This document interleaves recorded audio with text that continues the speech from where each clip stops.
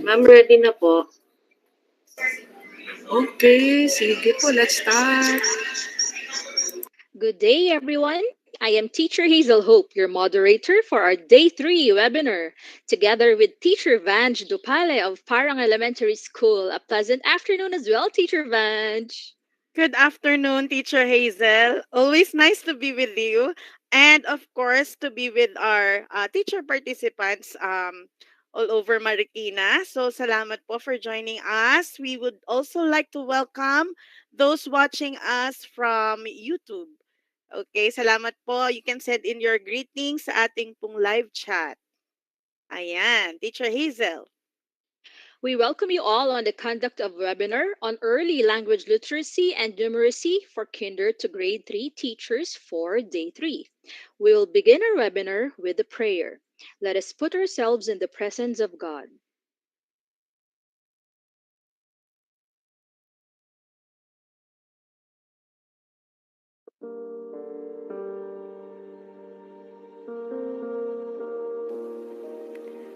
Ama naming mapagmahal at makapangyarihan sa lahat, pinupuri at sinasamba ka namin. Kami po ay taus-pusong nagpapasalamat sa araw na ito. Maraming salamat po sa panibagong araw na inyong ipinagkaloob sa amin. Sa pag-uumpisa po ng araw na ito, gabayan mo po sana kami at bigyan ng lakas ng loob upang malampasan namin ang mga pagsubok na aming haharapin. Naniniwala po kami na hindi mo kami pinababayaan. Bigyan mo po kami ng karunungan na maunawaan ang mga bagong kaalaman na ilalatag sa aming harapan sa mga sandaling ito. Gabayan mo po ang bawat isa na patuloy na kumakalap ng panibagong kaalaman upang makasabay sa bagong hamon na ito ng buhay. Panginoon, batid namin ang aming mga kakulangan. Patawad po sa aming mga nagawang pagkakamali sa isip, sa salita at sa gawa. Salamat, Panginoon, sa pangunawa mo sa amin. Salamat po sa pagmamahal. Ito po ang aming samo at dalangin sa matamis na pangalan ni Jesus. Amen.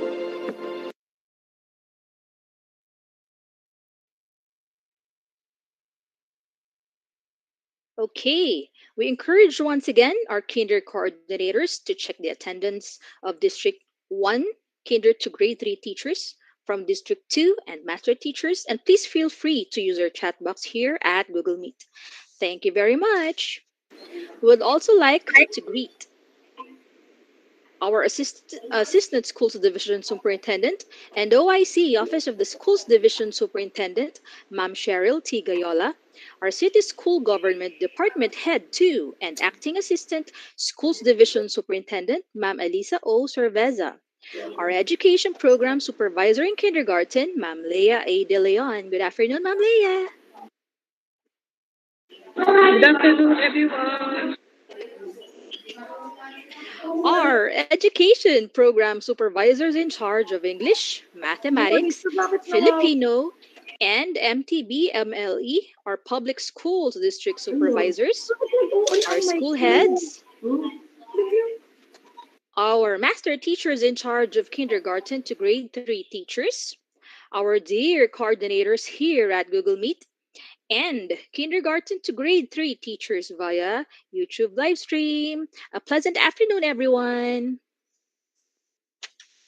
So I would also like to acknowledge the participants from the different public schools in District 1, Malanday Elementary School, Industrial Valley Elementary School, Kalumpang Elementary School, Leo de Gario Victorino Elementary School, Santo Niño Elementary School, Barangka Elementary School, Malanday Elementary School, and San Roque Elementary School.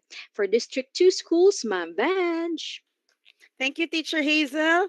Okay, let's start off with Concepcion Elementary School, Concepcion Integrated School, Fortune Elementary School, H. Bautista Elementary School, Kapitan Moy Elementary School, Parang Elementary School, Nangka Elementary School, St. Mary Elementary School, and of course, the school where Teacher Hazel belongs, SS Village Elementary School.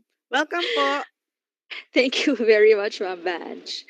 Ma'am Okay, Vange now at let Ma'am us... Hazel, hopefully, Yes, ma'am. excited na lahat ang mga K-3 teachers natin sa ating Day 3 webinar kasi ito yung ating last day.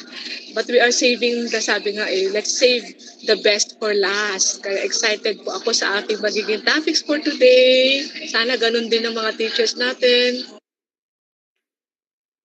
Yes, Ma'am Leah, and ang dami rin na rin po nag-greet dito sa ating live chat, okay, from different schools. Good afternoon, everyone. And now, let us once again stimulate our minds and bodies because it's time to have a short and fun game. And without further ado, our very own Parang Elementary School Kinder Coordinator, Teacher Vange Chobale. Good Thank you, afternoon, Teacher Teacher Vange. Hazel. Thank you. Naku, Ma'am So, Vange, parang gusto kong sumali dito kasi may prize ba ulit, Ma'am Vange? meron po, syempre. Okay, kaya Ay, maghanda-handa sasali na yata po. ako, Ma'am. Yes po, ma'am. Free po lahat sumali, okay? For those with us in Gmeet, so type nyo lang po yung mga sagot nyo. And then sa YouTube, ganun din. Sa live chat po, pipili po tayo yung mauunang tamang sagot. Ayan. May nag-message po sa akin, Ma'am Lea, kahapon. Sabi niya, paano daw yung effort niya? Wala ba daw price yung effort? Sorry po, yung effort wala eh. Pero po yung Oo. first na correct answer, may prize. Ayan. So, salamat po sa inyo. Sana kung nag-enjoy kayo sa bugtungan kahapon, ngayon din, no, mag-enjoy din ulit tayo. Okay, 4 picks, 1 word. Bali po, ah, ah, siguro lahat po tayo alam to, no? Bali may 4 pictures po. They are connected to each other. So, kung ano yung common sa kanila, yun po yung huhulaan nating word. Ayan. So, English po ang lahat ng mga words ngayon. Kahapon ay Tagalog. Ayan. So, ready na po, Ma'am Kat? First slide.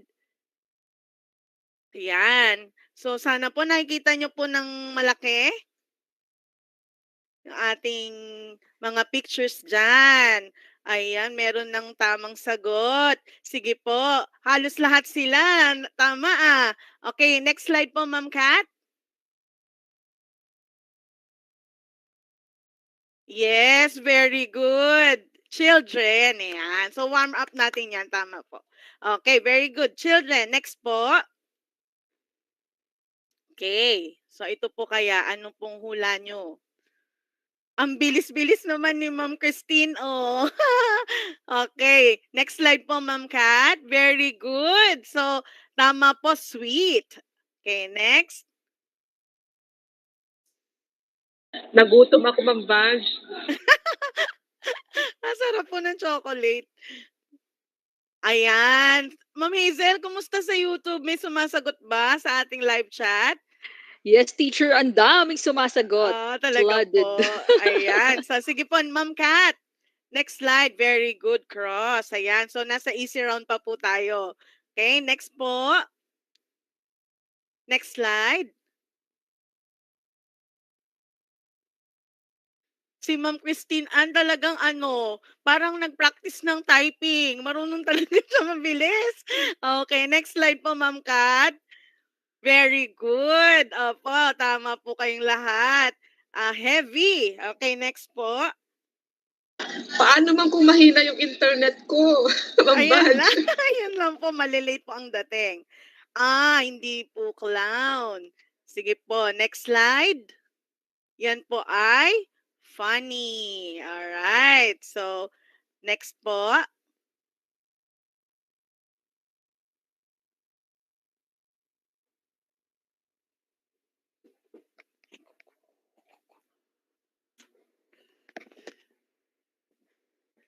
Yeah. Okay, next slide po, Ma'am Kat. Tama. Yan po ay gap. Kasi may gap sa teeth niya. Okay, how about this one?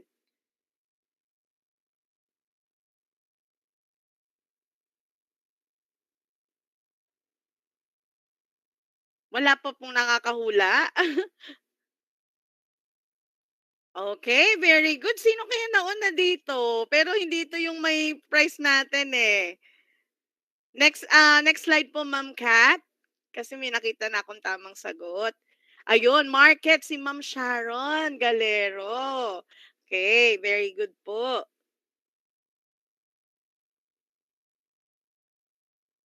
Si Ma'am Christine, siguro si Ma'am Christine, talagang bihasang-bihasa sa 4 picks 1 word. Next slide po, Ma'am.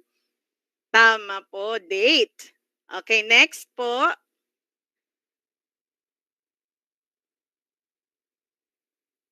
Ang ating next item. Okay, next slide. Yes, very good po. Ayan, I pass. So, ang nakakuha po niyan ay hindi ko makita kung sino yung nauna. Sorry po. Ay, ito po yung may price na. So, sana po ay malaman nyo makasagot. Ang unang makasagot, Ma'am Hazel, will receive 100 pesos worth ng GCash. Wow. Wow. So, kumusta ba sa YouTube natin? Yes, ang nababasa ko ngayon, yung mga sumasagot ng date and pass. Okay. So, medyo nagko-continue late sa pa rin. kanila, no? Yes. Doon pa We lang have sila. 247 participants from our live chat. Good afternoon. Wow.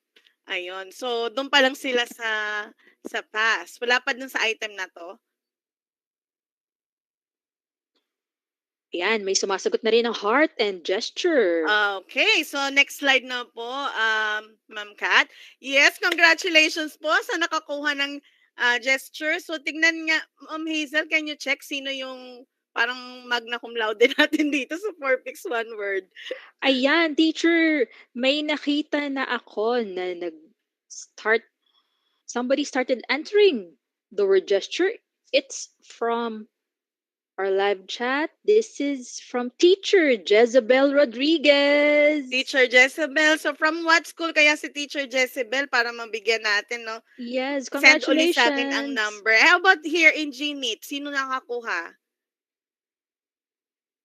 Okay. Ives daw si ma'am.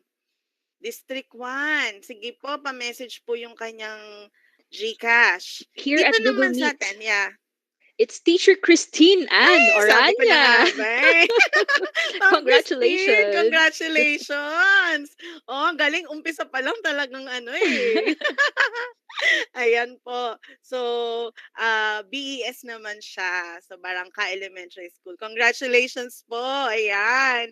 So, that's it Pang-bunch, for our nagising sila warm-up. lahat sa warm-up nga mo. po eh. Talagang ang galing ni Ma'am Oo, Christine challenging and mag-type. exciting. Ilang words per Good minute job. kaya siya. Ay, nako. Ayan. Thank you po. I hope nag-enjoy po kayong lahat. Yes, that was so thrilling and exciting, Teacher Vance. Teacher Vance, thank you once again. Okay, so now let's go to our webinar proper. Our first speaker for session 6 to discuss about phonemic awareness, master teacher of San Roque Elementary School. Let us all welcome Ma'am Yolanda C. de Guzman. Good afternoon, Ma'am Yoli. Good afternoon, Ma'am Hazel. Thank you for the introduction.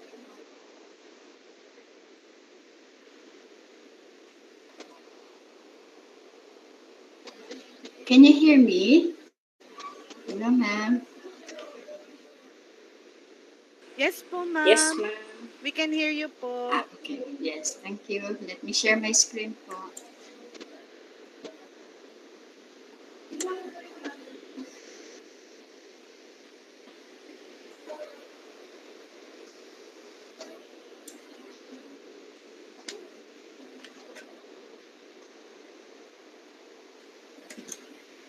Can you see my screen na po? It's still loading. Pero ayan na po, ma'am. Kat, hindi pa yan, Kat. Hello mga bata. Ngayon ay meron tayong math kwento. I will be sharing my screen po. Yes, Ma'am Yoli. Yes, ma'am.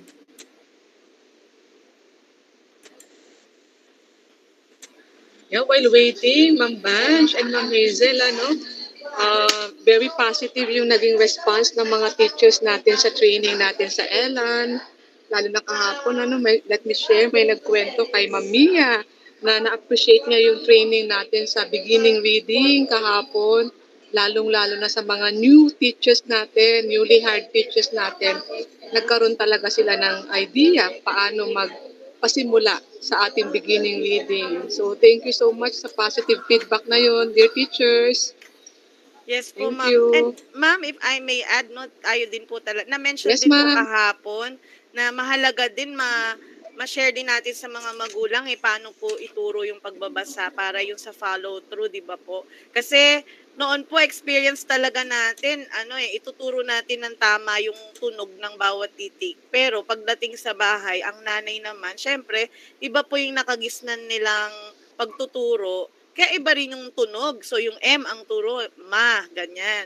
Kaya mahalaga po na din sana Yes, may agree, pagkakataon. mag-bunch. Yes, so Opo. importante yung regular na kamustahan with our parents. Opo. Yes, sa kinder, di ba po, may kaagapay tayo. Hopefully, matuloy-tuloy nyo yan. O kung makakagawa kayo monthly or bi-weekly na kamustahan sa mga magulang natin, maganda po yun para ma-feedback po yan. Yes po. Yeah, Ma'am Yoli, go ahead. Yes, ma'am. Wait po. Not sharing pa rin po, ma'am. Wala pa, ma'am eh.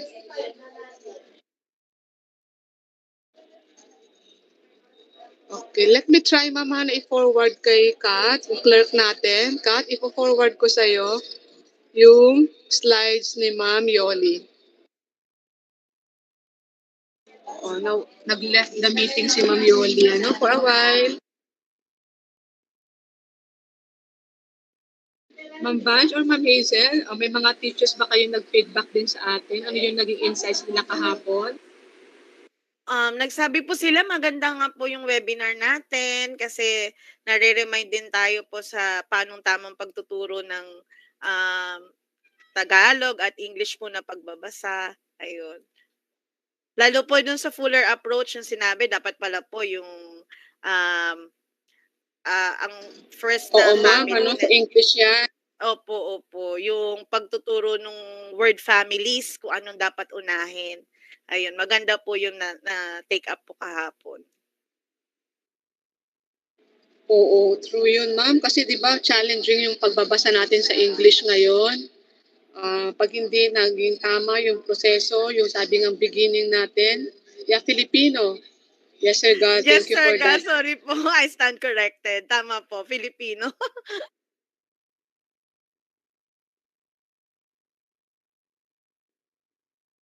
Okay, for a while ha, i-share, i-ready natin yung slides. Nandyan na ba si Ma'am Yoli? Ayan, okay. Ayan na yung slides ni Ma'am Yoli. Ma'am Yoli, naka-join ka na ba? Nagka-problem yata yung connection.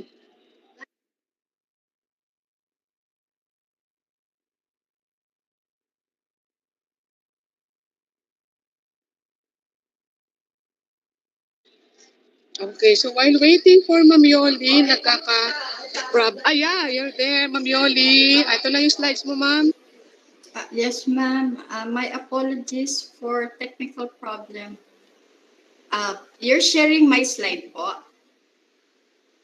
Or am I sharing it?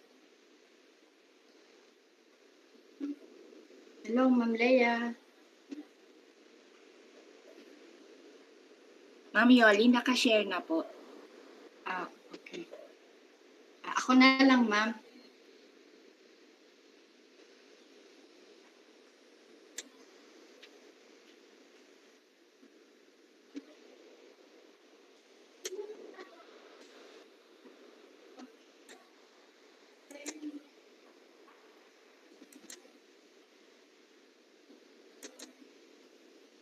Hello, ma'am. Can you see my slides po? Yes po, nakashare na po, Ma'am Yoli. Yes, Ma'am Yoli. Okay, thank you po. To our Schools Division Superintendent, Ma'am Cheryl Tigayola. To our Acting Assistant Schools Division Superintendent, Ma'am Eliza O. Cerveza. To to our public schools district supervisor and officer in charge to the Office of the Chief Education Supervisor, Curriculum Implementation Division, Ma'am Remia L. Ricabar. To our education program supervisors, Ma'am Lea De Leon, Sir Dominador A. Villafria, Sir Galcosa Alburo. Lumioli. Hi po, I saw Sir Gal a while ago. Ma'am Leilani Villanueva, Ma'am Janet Yes, sir. Calvira. I think Sir Ador is also with us. Sir Ador, good afternoon po. To our public schools district supervisors and school heads, to our senior education program specialists, Ma'am Hasme, Ma'am Doris Hasme, and Ma'am Villario, to my colleagues here at the GMIT and the viewers at live broadcast, a blessed afternoon to all of us. On the second day of training, we learned more about Marunko approach as discussed by the passionate and competent colleague, Ma'am Annalisa Paz. And then another equally competent and an expert in this field, Ma'am Mia Esperanza, discussed the fuller approach. My topic will serve as a bridge on how we will fit what we learned about Marunko approach and the prerequisite learnings to effectively use fuller approach in facilitating the learning of language and reading to our learners. By the way, my name is Yolanda C. de Guzman, Master Teacher 1 from San Roque Elementary School. And this afternoon, my task is to clarify what phonemic awareness is and the role it plays in engaging learners to read. But before we begin, let us have a short, non-judgmental quiz, so don't worry, it's just an assessment on what we know about phonemic awareness. Kindly get a piece of paper and write the numbers 1 to 5 and write your answer. Write T for true and F for false. We are doing this for us to do self-assessment and correct ourselves on our uncertainties and misconceptions about this topic. Now, we have to be honest. Anyway, this is a non-judgmental quiz. Okay, let's start. Let's see what we know. Number 1, phonemic awareness is synonymous with phonological awareness. Okay, write T if your answer is true and F if it is false. Number 2, rhyme is under phonemic awareness. Rhyme is under phonemic awareness. Number 3, writing is essential in developing phonemic awareness. Writing is essential in developing phonemic awareness.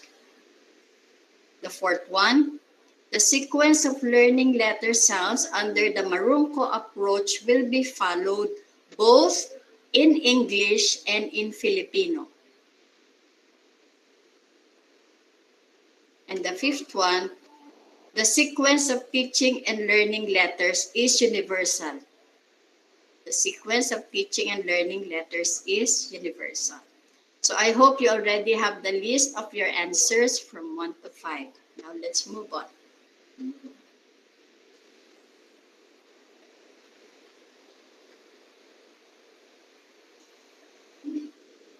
Okay.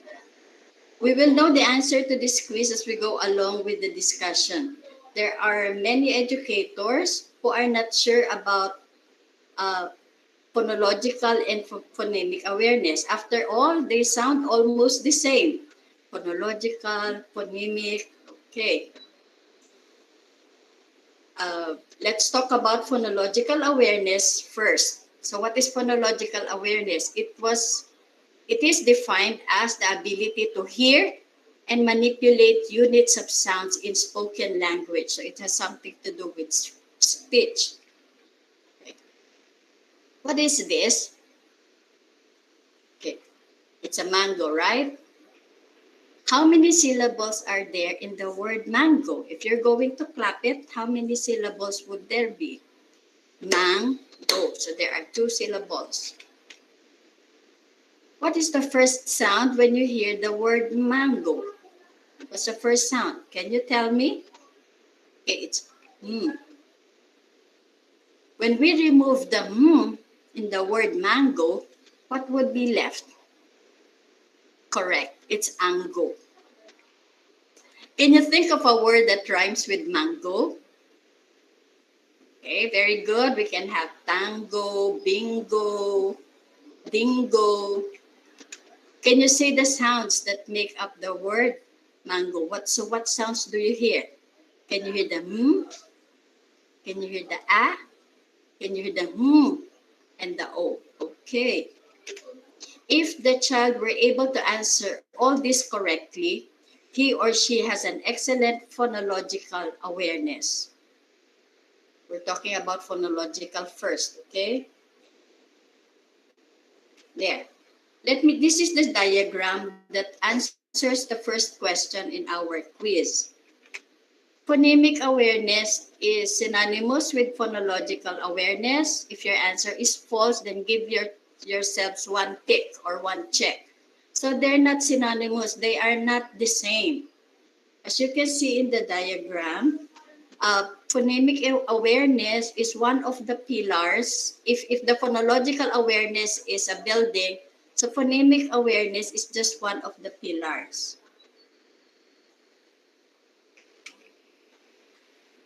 Okay, it says phonological awareness is the ability to hear and manipulate sound. When we say hear, what part of the body do we use? We use the ears, right? So it should be that the children should be able to hear and manipulate. When we say manipulate, they should be able to play with it like a toy. They hold it. Or in their mind, they're able to do something about it. That's what we mean by manipulation. What? Are they going to manipulate the letter names? No, they are going to manipulate the spoken parts of words and sentences. So let's go over each of these pillars under phonological awareness. So the first one is word awareness. What is it? Being able to recognize the number of words that make up a spoken sentence. For example, if I tell you, how many words are there? When I say listen, when I say I eat mangoes. I eat mangoes. Can you tap your lap and say it with me? I eat mangoes. So how many times did we tap our laps? 3 times. So there are 3 words in the sentence, I eat mangoes. So I'm not showing the sentences yet. I'm not showing the printed words yet. It's just listening. Syllable. Syllable is part of a word that contains a single vowel unit that is produced as a unit. So for example, name. How many syllables for name? Only 1. How about basket? Basket. There are 2 syllables. And then onset and rhyme, they are partners. So onset refers to the initial consonant or consonant cluster. For example, in the word name, the onset is and for blue it's b. And then the rhyme rhyme refers to the vowel or consonants that follow the onset. For the word name, the rhyme is aim, and for the word blue, it's oo. So it's important that the children can manipulate, can play with these words that they listen to. And then rhyme. Rhyme is repetition of almost the same sound, like late, ate, and wait. And you know what? Children are fond of rhymes, nursery rhymes. They like listening to songs or poems in the nursery rhymes because of the play with the words. Like Humpty Dumpty sat on a wall, Humpty Dumpty had a great fall. All the king's horses and all the king's men couldn't put Humpty Dumpty together again. So there are rhyming words at the end, and for the young children, it tickles their mind, it tickles their ear. And at the same time, hones their listening skill and appreciation of the English language. Now let's go to phonemic awareness. So they're not the same, huh? Phonemic awareness is just one part of phonological awareness. So later we are going to deal specifically on the different phonemic awareness activities. Okay. For number 2, rhyme is under phonemic awareness. The answer is false. It's not under phonemic awareness. Rhyme is under phonological awareness. Now, so that we will not be confused, let's go to the etymology or the root of these words. Okay, phonology came from 2 Greek words. Phono, meaning voice, and study is logic or logical. So, when we talk about phonological awareness, it is voice or study, voice and study, or meaning how the children will study the spoken language. And then for phonemic, it refers to a distinct sound. So you see, phonological is a bigger issue regarding spoken language, while phonemic is microscopic. It's dealing with a distinct, specific sound. It came from Greek phone, meaning phoneme, meaning a distinct sound. So I hope we will not get confused between phonological and phonemic awareness. Okay, now let's talk about their differences and similarities. So, how are they different? When we talk about phonological awareness, it is understanding and ability to hear. So you see that word again. And manipulate units of sounds in spoken words that includes syllables, words, onset, rhymes, and phonemes. What is phonemic awareness? It is a subset of phonological awareness. Anak lang siya. It is understanding that the words are made up of individual sounds or phonemes and the ability to manipulate these sounds through matching, segmenting, blending, and changing. So phonemic is, it's like looking at words through microscope. And then in what way are they similar? They are both speaking and listening activities. So for us to develop the phonological awareness and phonemic awareness, they should be involved in speaking and also in listening.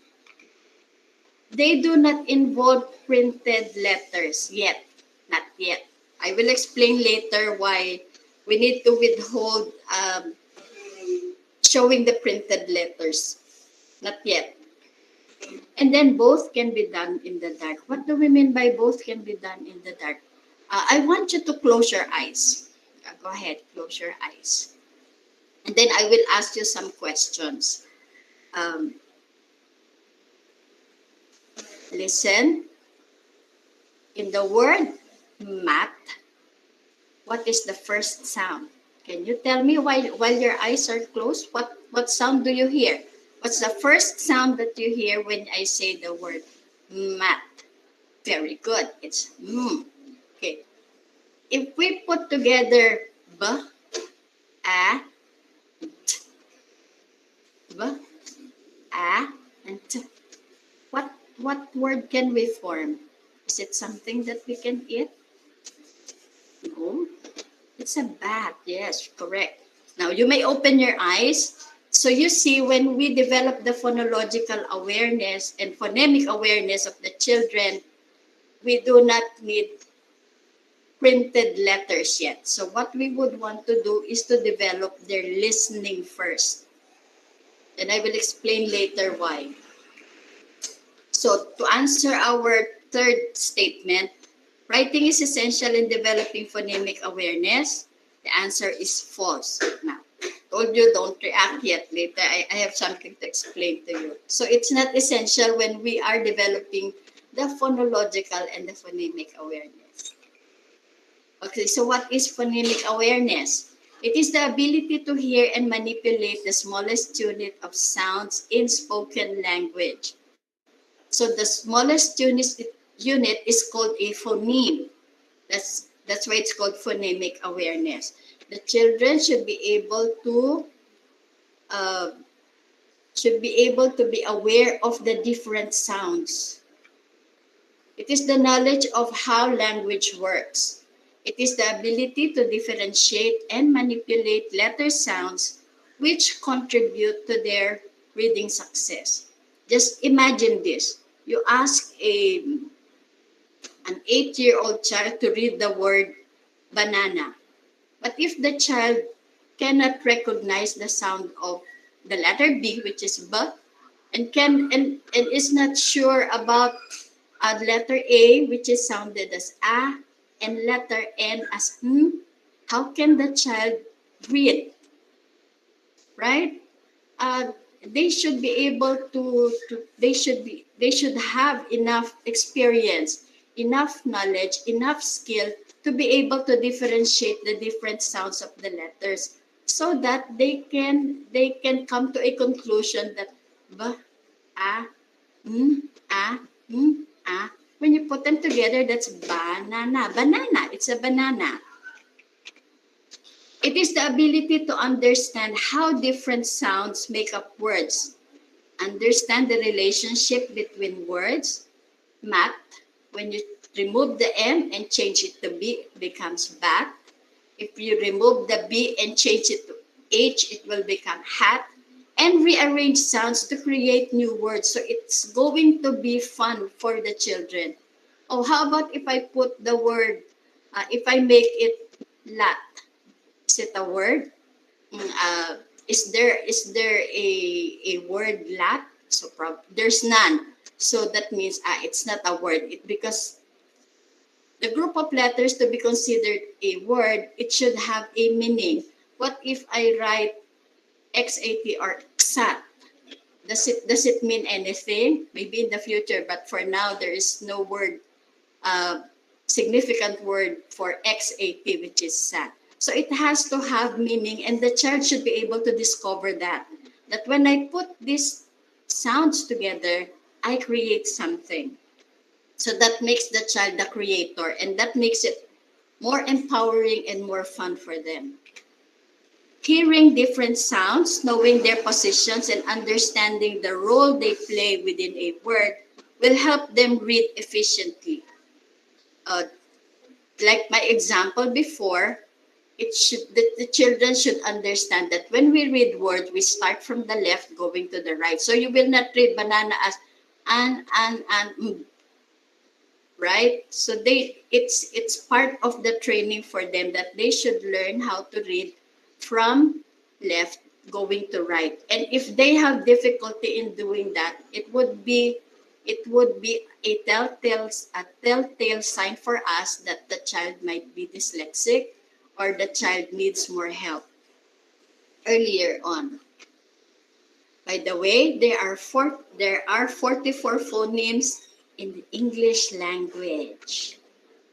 Okay, so this table shows that there are 20 vowel phonemes and there are 24 consonant phonemes. Remember, when we say phonemes, these are the sounds.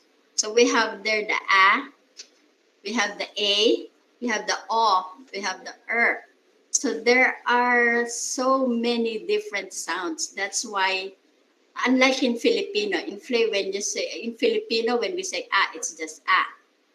In English, there are different phonemes for the vowels A.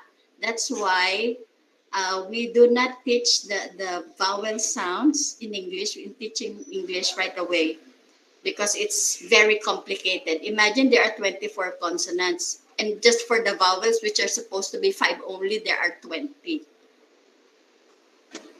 Anyway, the PowerPoint will be available to every school. We were told by Ma'am Leia that we're going to share this. Yes, Ma'am Yoli. Yes, ma'am. We will give them the drive. Thank you. Yes, ma'am. So you can study this, and you will be surprised on how we say words incorrectly. For example, the letter D. For the letter D, it should be the, right? But there's another. If you look at this table, there's a letter D that is not pronounced as the. It's J. An example is education. We do not say education because it's letter D. It should be J. education. We are educators under the Department of Education. So take time to study these phonetic sounds, and they are available in YouTube and Google. Take time to study so that we can demonstrate to the children the proper way of pronouncing these vowels and consonants.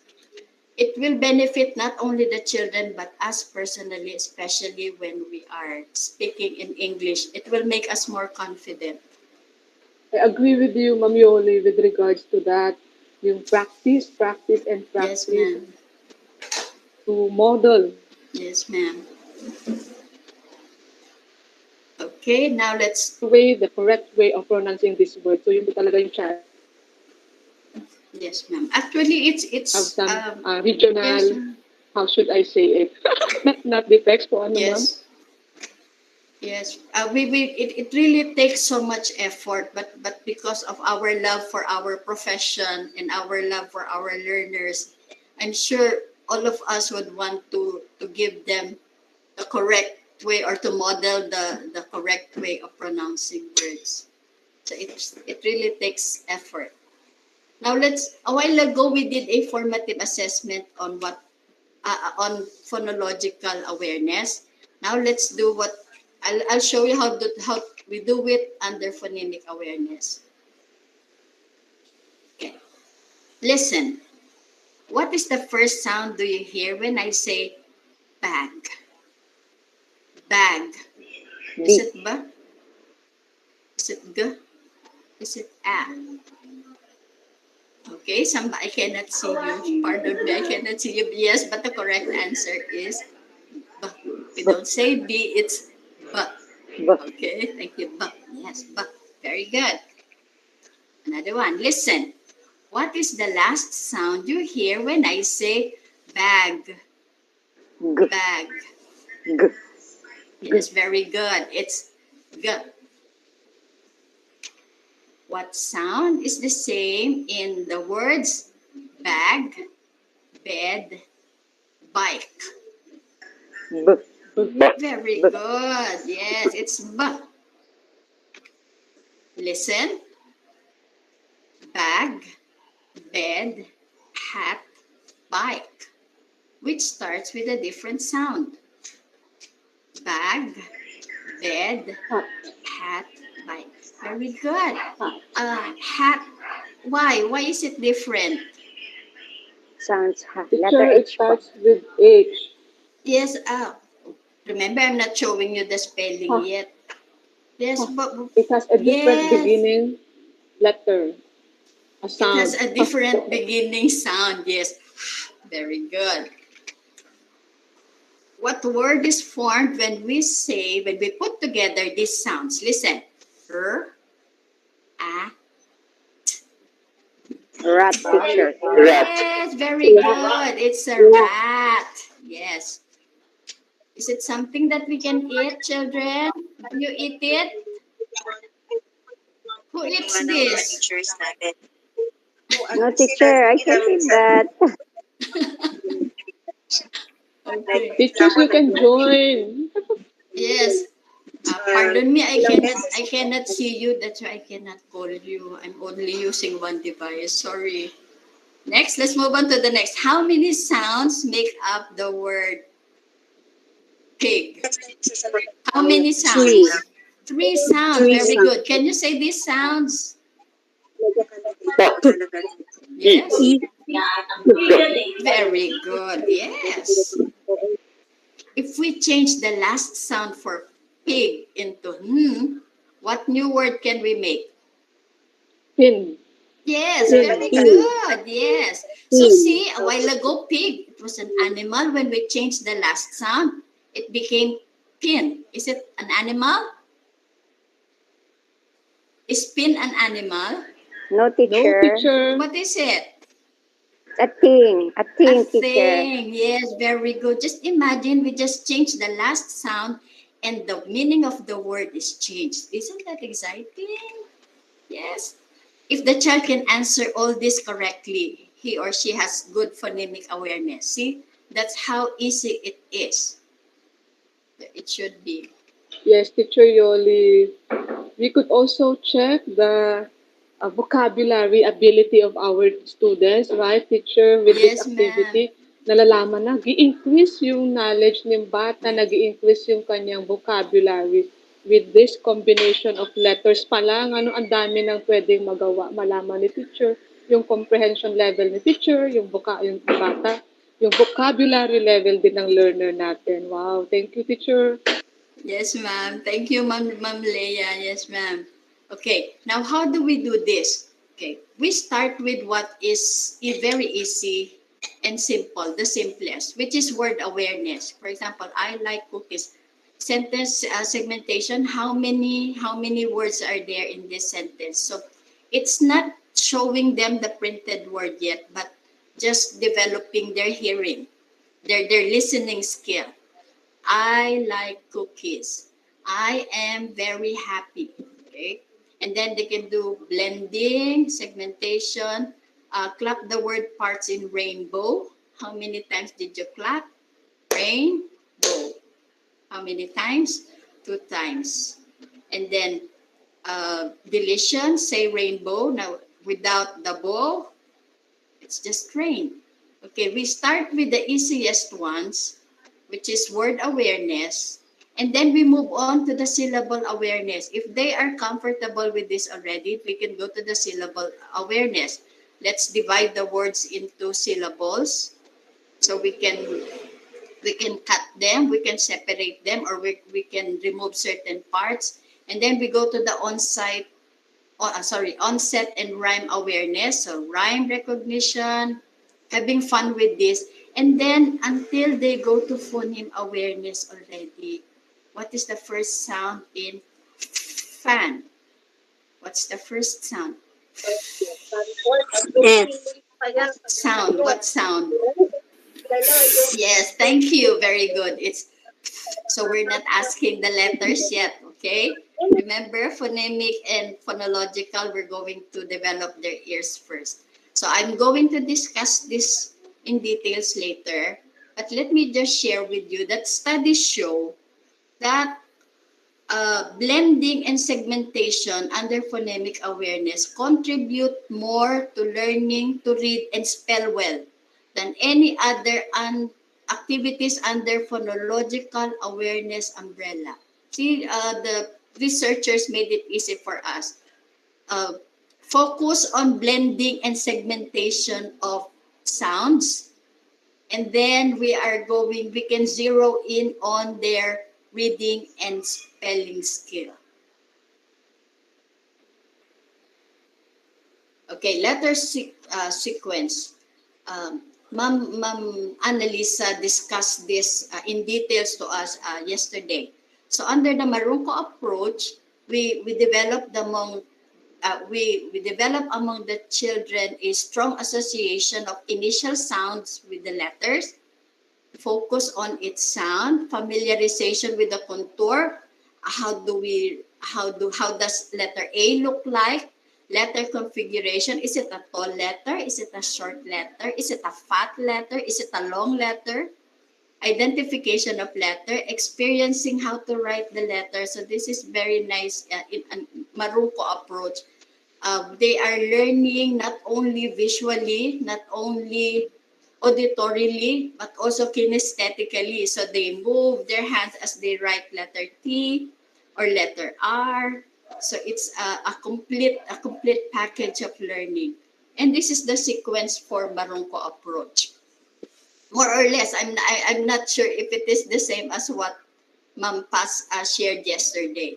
So we begin with the letter M, letter S, A, letter A, I, O, B, U, and so on and so forth. So there's mais. So at anong tunog nagsisimula ang mais? Okay, letter M. Because this is developing reading skill in Filipino. How should we do it in English? Ganyan din ba? We start with S, A, I. Okay, this is the letter sequence in English. Okay, when we introduce the sounds to the children, what do you notice? Anyone? Can you see? Are they the same? No, ma'am. In what way are they different? What do you notice? Yes, Ma'am Marisa. Yes, yes, ma'am. Ma'am, ano, it's all, the English, ma'am, all are in the consonant letter, and the Filipino, ma'am, they have vowel letters. But it is same in the same two letters, M tsaka S po. Yes, thank you. Thank you very much. Correct. Thank you, ma'am. If you notice, we begin with the consonant. Uh, when we hello, yes, somebody would want to say something po. Yes, ma'am or sir. Okay, thank you. Okay, if you notice, all the consonants are introduced in English first, and then the vowels in the latter part. Remember that the table I showed you a while ago, there are 20 phonemes in the English language. That's why we start with the consonants first. Anyway, they have the same sound in Filipino, right? In Marungko, the sound of letter M is hmm. In English, it's the same. It's hmm. In Filipino, it's s. And in English, it's the same. S. But when we go to the vowels, it's different already. So it's a in Filipino. In English, you have a, you have a, you have ow, you have r. So we are going to save the best for last. We're going to put the more complex one in the latter part. So it's just making the children more confident and more familiar with the sound. This is what we learned in Marungko in Filipino. It's just the same. S, r, t, l, b. And then later on, we're going to introduce to them the short the short e, the short I, the short a, until such time that they become more versed with handling these sounds, and then we introduce to them the other phonemes, the more difficult phonemes in English. By the way, Ma'am, Dr. Pado said that we should start teaching the vowels with F first because it's almost the same as the Filipino A, right? Men, hen, ten.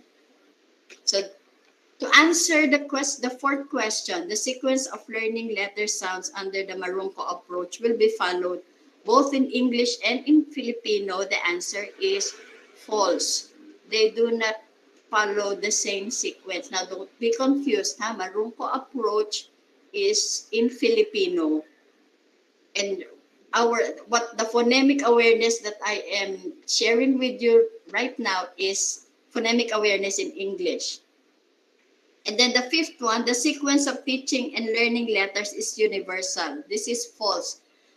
Studies show that when the children in other countries, when they learn the second language, they base it on, for example, the Chinese, when they want to learn English, they have a different set of letters to teach to the children. Then they will start with the ones that are the children are familiar with. So it's not the same. So this is not the same sequence in other countries when they teach English. So the answer in number 5 is false. So how many got all correct? I hope a lot. But if not, it's okay. Let's all charge it to experience. And the thing is, we should not only learn from experience but also remember. So that we can correct our mistakes. So why is it important to study phonemic awareness? Why should we develop this among the children? Children have difficulty in sequencing sounds in a word. Now remember, English is not our native tongue. And then children, especially young learners, when we talk about kindergarten, grade 1, grade 2, they tend to mix up the sequence of the sounds in a word. For example, math, they may see it as T first and then A and then the letter A and then the letter M last. So they still have difficulty in sequencing sounds in a word. That's why we need to develop their ears. They need to be confident in hearing the sounds and the patterns used to make up the words. So this doesn't mean that we're going to teach them, oh, letter M is a consonant, letter A is a vowel, letter T is another consonant, so that is CBC. We don't do that.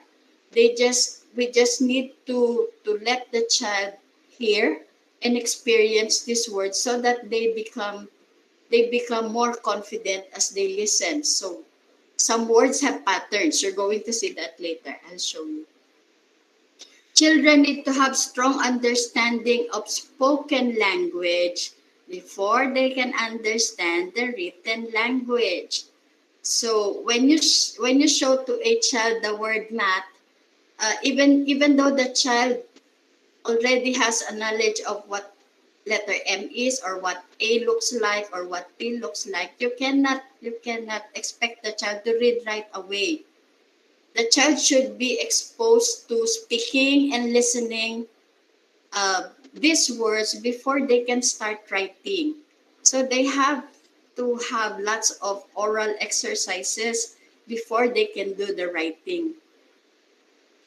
When we say, yes, ma'am. That's why we are always reminding our teachers to let our learners, especially our K to 3 learners, to speak more. Yes, We are ma'am. just facilitators of learning. Hindi na tayo yung salita ng salita, di ba, Ma'am Yoli? Yes, ma'am. We should Yes, ma'am. create more opportunities for our learners to speak, for them to be confident with regards to the use of the language, more so with the English language. Kasi sa bahay, hindi nila nagagamit yung English. Yes, ma'am. So, pag Yes, ma'am. Filipino, ang mother tongue nila, Filipino lang yan. So, sa school lang sila nakakapagsalita ng English. So, let's provide that opportunity for our learners to speak more in our classes. Thank you, ma'am. Yes, ma'am. Thank you, Ma'am Leia. That's true. English, usually they can experience English when they watch movies or when they watch videos or play apps in English or games in English. But hearing their family members speak in English, it's quite difficult because let us remember it is not our mother tongue, it's our second language already. Now this doesn't mean naman that when you are in the classroom all you do is to talk and talk and talk and the children have difficulty understanding what you are talking about. It's not that. You are not doing a discussion of in English so that the children might be able to learn how to or to understand what English is, especially for very young children. You have to be more deliberate in your choice of words, in your sentences. It has to be very simple so that the child can emulate, the child will imitate you. Get the class? Oh, Yes, Ma'am please Yoli, use the I floor. think we Yes, have Ma'am ma'am. Rowena. Sorry, Ma'am Yes, Rowena was raising her hand. Yes, ma'am. Go, ma'am. Ma'am Rowena?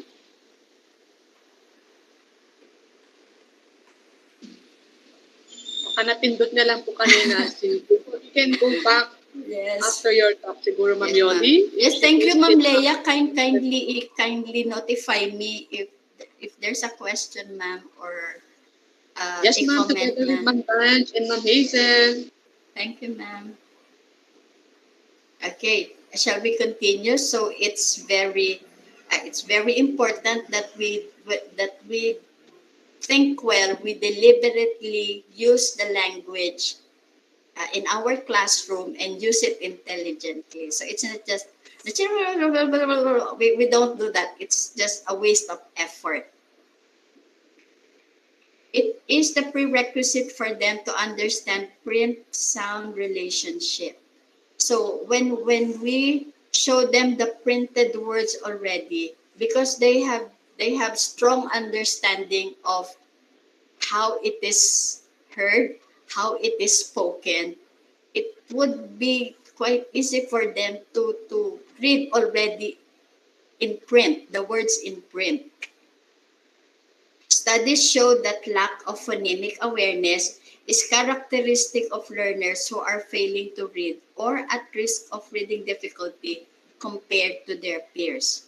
Now, I handled, during face-to-face before, I handled a group of non-readers in grade 4. And when you show them even simple three-letter words, they have difficulty because they are not confident. They haven't developed that keen awareness of how the letters of the sound like, how you speak it. So they are not able to read. And that's what we hope to remedy in trainings like this. So this is, we already have Marungko yesterday and Fuller, and we believe that this can help the children. And then later we're going to have phonemic awareness. Parang ang dami-dami, paano natin pagkakasyahin lahat yan in our effort to help the children. Okay, so this is just my understanding of how we are going to fit all this together. Ma'am Leia, Sir Gal, the EPS is in there. Kindly help me with this if my understanding is correct. No po? Okay. So we have here, when we say preschooling, from birth until the time the child goes to school. So the preschooling age, from birth until the time they go to formal school. And then we have kinder, ages about 5, 6, grade 1, 6, 7, 8, grade 2, 8, so on. Okay? So Filipino. There's also phonological and awareness in Filipino. From the time they are born until our children grow up, they are constantly developing their phonological and phonemic awareness because this is what they hear at home. This is how we talk to them, how other people relate to them. So phonological and phonemic awareness are being developed in the mother tongue in Filipino. And then, hopefully, when they get to kinder, but I see that the curriculum in kinder is already involving Marungko, right, Ma'am Leia? Yes, ma'am, because we are using the mother tongue based as our medium of instruction. Yes, ma'am. My grandson is already in kinder, and I see their exercises. They are making effort to write the letter T and then associating it with the sound. So that's Marungko from kinder and until grade 1, until probably early grade 2. Because what we would want in Marungko is for them to master the sound and then also the configuration of the letter. So that's in Filipino, huh? And then later on, when they are very good in identifying the individual letters already, then later on, by late grade 1 onwards, they should be able to do phonics already because they already know that ta, a, b, o put together is tabo, tabo, tabo, tabo. It's something that we use in the bathroom or in the kitchen. So, dapat ganun yung progression niya in Filipino. Tama po ba? Yes, ma'am? Okay, let's move on. How about in English? This is another issue. Because as Ma'am Leia said a while ago, English is not our native tongue. It's not our native language. So the children need to learn. There's a great divide in how children learn Filipino and in English. Advantage yung Filipino because that's what we use every day. So when do we start the phonemic awareness? The phonological awareness can start from birth until they grow old. But sadly, the exposure is not the same as the one in Filipino. Kasi when do they get to experience English? Only when they watch television or when they watch movies or they play apps in their cell phones which are spoken in English.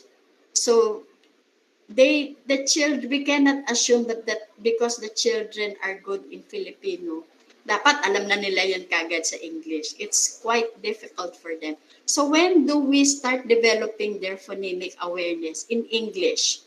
So we can start by kinder or mid-kinder and then grade 1 onwards. But you know what? Some children are very good some children speak English better than Filipino.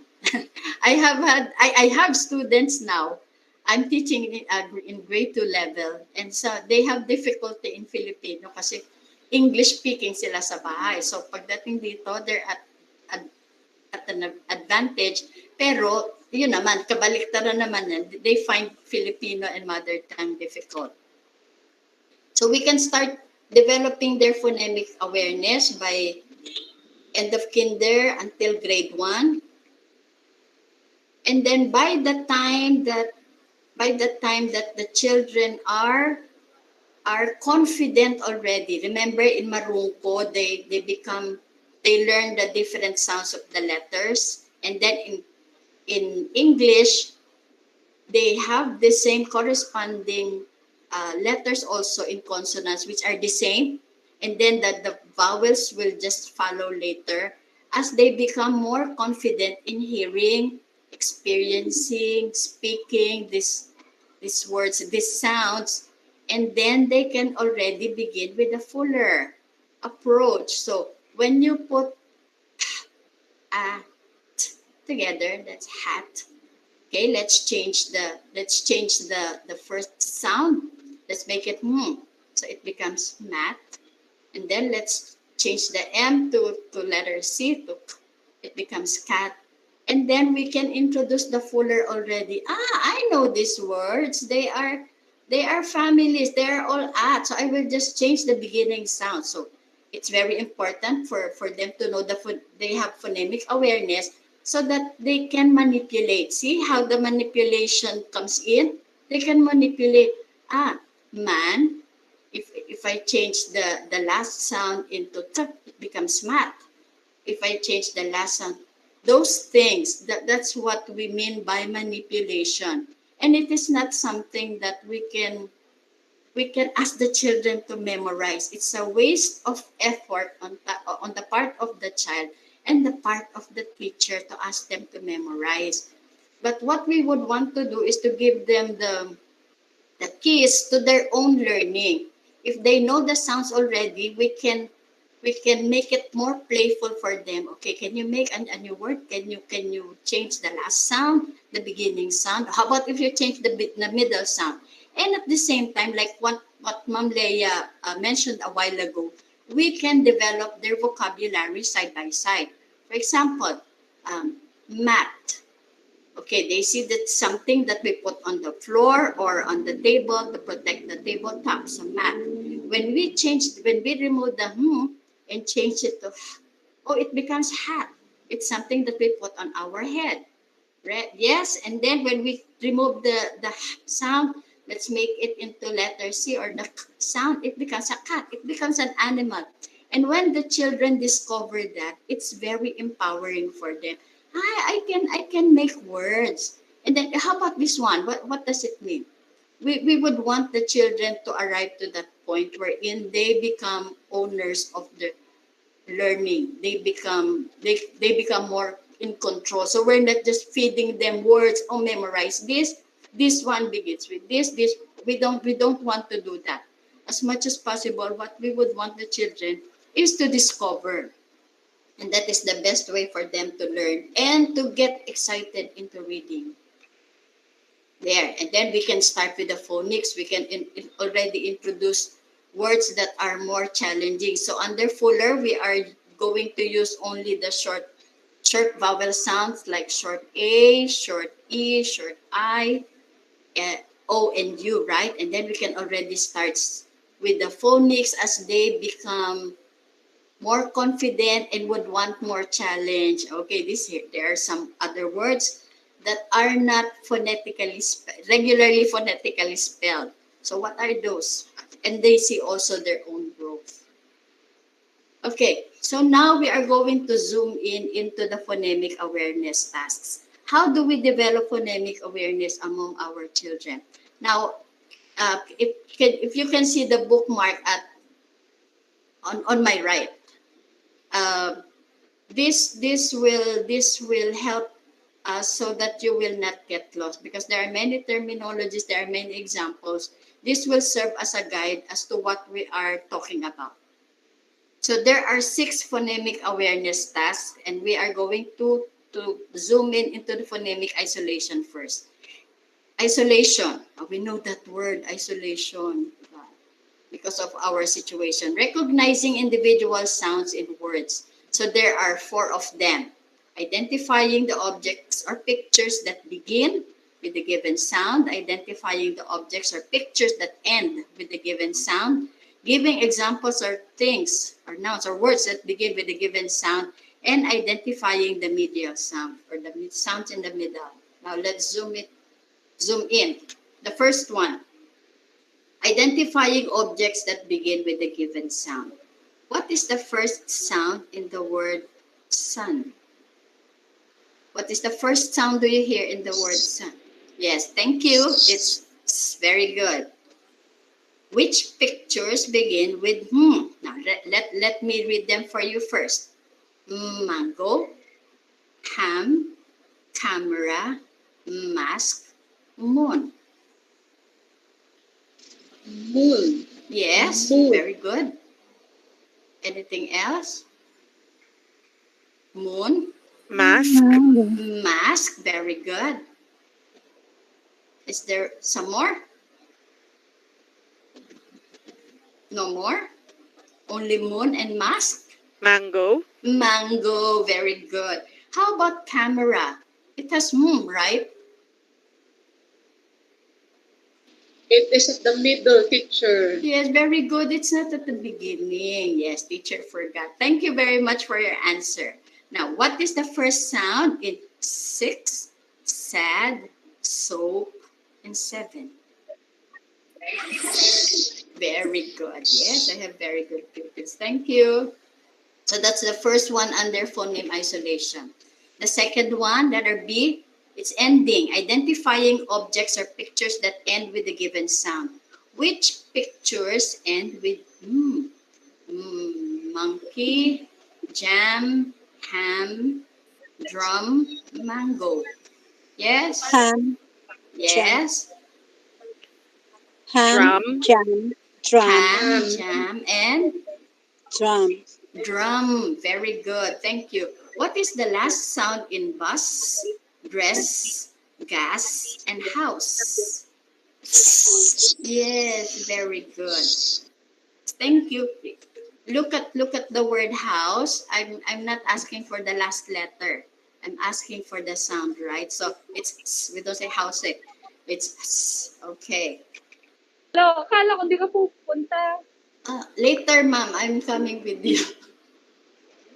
Galit Letter, lang. yes, letter C.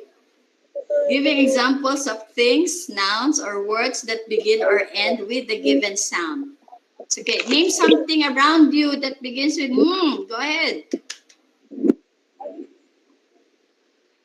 Anybody? Do you see something that begins with Money. Man, yes. Mop. Very good. Okay, now let's go to the second one. Look around you and name something that ends with Mom.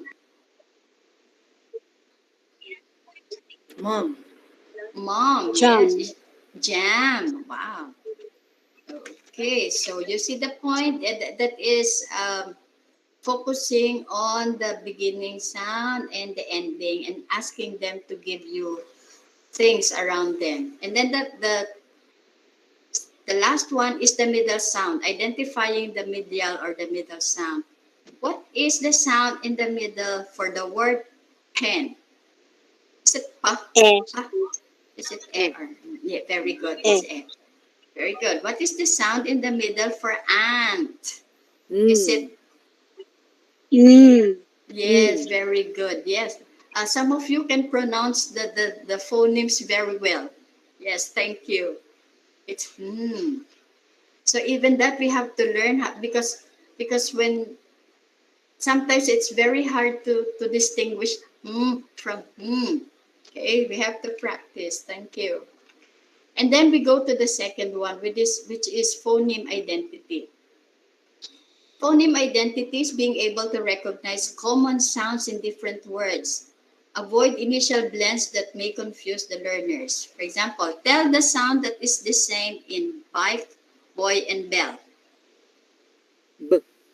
Thank Right. you. Yes, correct. But what sound is the same in sail, set, soap, sit? Yes, thank you. The third one. Can you tell me a word that begins with the same sound as in moon? Tell me a word. Man. Mom. Man. Yes, man. Man. Mom. Yes, thank you. Correct. Next, the third one is phoneme categorization. Recognizing the word with odd or different sound in a sequence of 3 or 4.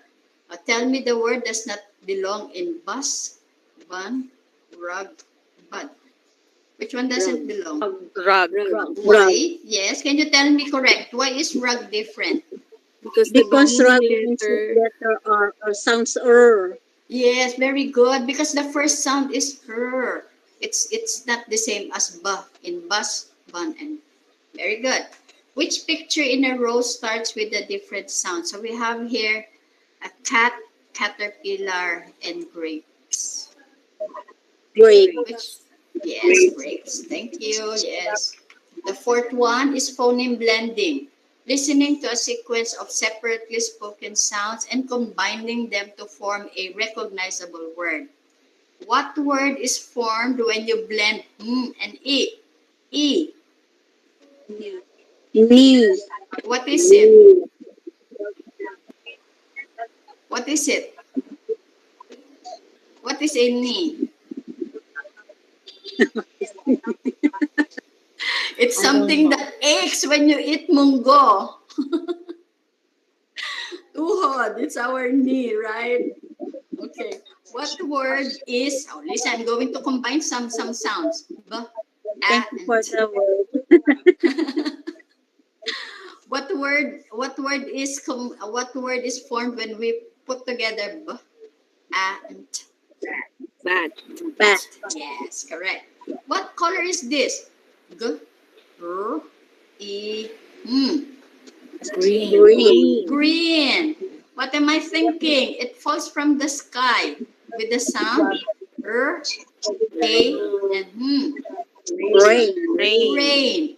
So even if the children are not familiar with the spelling yet, you can play with the phonemes, right? What are these animals? The o, the Dog. dog. Correct. How about this one? Eh. Hen. How about the last one? An owl. Cow. Cow. Cow. Correct. Yes. Thank you. Now let's go to the fifth one. Phoneme segmentation. Segmentation means breaking apart. Breaking a word into its sounds by tapping out or counting the sounds by pronouncing or positioning a marker for each sound. So how many sounds do you hear in the word tap? How many sounds do you hear? Three. Three sounds. What Three. are those? Two. Two. Two. A. Hook. Very good. What is this? What is in the picture? Or what is this? Glass. Glass. Glass. Say the sounds to make the word glass. G. G. Yes? U. A. A. Very good. How many sounds? 4. 4. Okay. Show the word frog. There's the word frog. Ask them to put a slash for every sound that they will hear. Okay. Can you mark the sound? O sound and the G sound. Okay. Frog. Thank you. And then for the last one, we have 3. Phoneme manipulation, ability to modify, change, or move the individual sounds in a word. So let's start with the first one. Phoneme deletion. Delete. We know that when we use the word.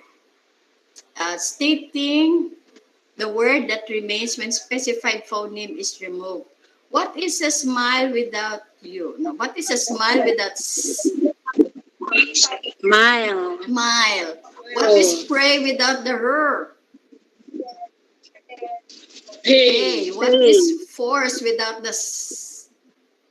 Four. See, we are not introducing the spelling yet because when we show the word to them, the printed word, it might confuse them. Oh, it's what happened? It's not. It's CE. Okay. Say the sound to be deleted, not the letter name, because it will confuse them. And then another one, phoneme addition, stating the word that is formed when a specified phoneme is added. What is pot with s at the beginning? Spot. I wish I did not put the answer there so you will think, right? What word do you have when you add to up at the beginning? Cup. Cup. What is the word when you put at the beginning of an? Man. Man. Yes.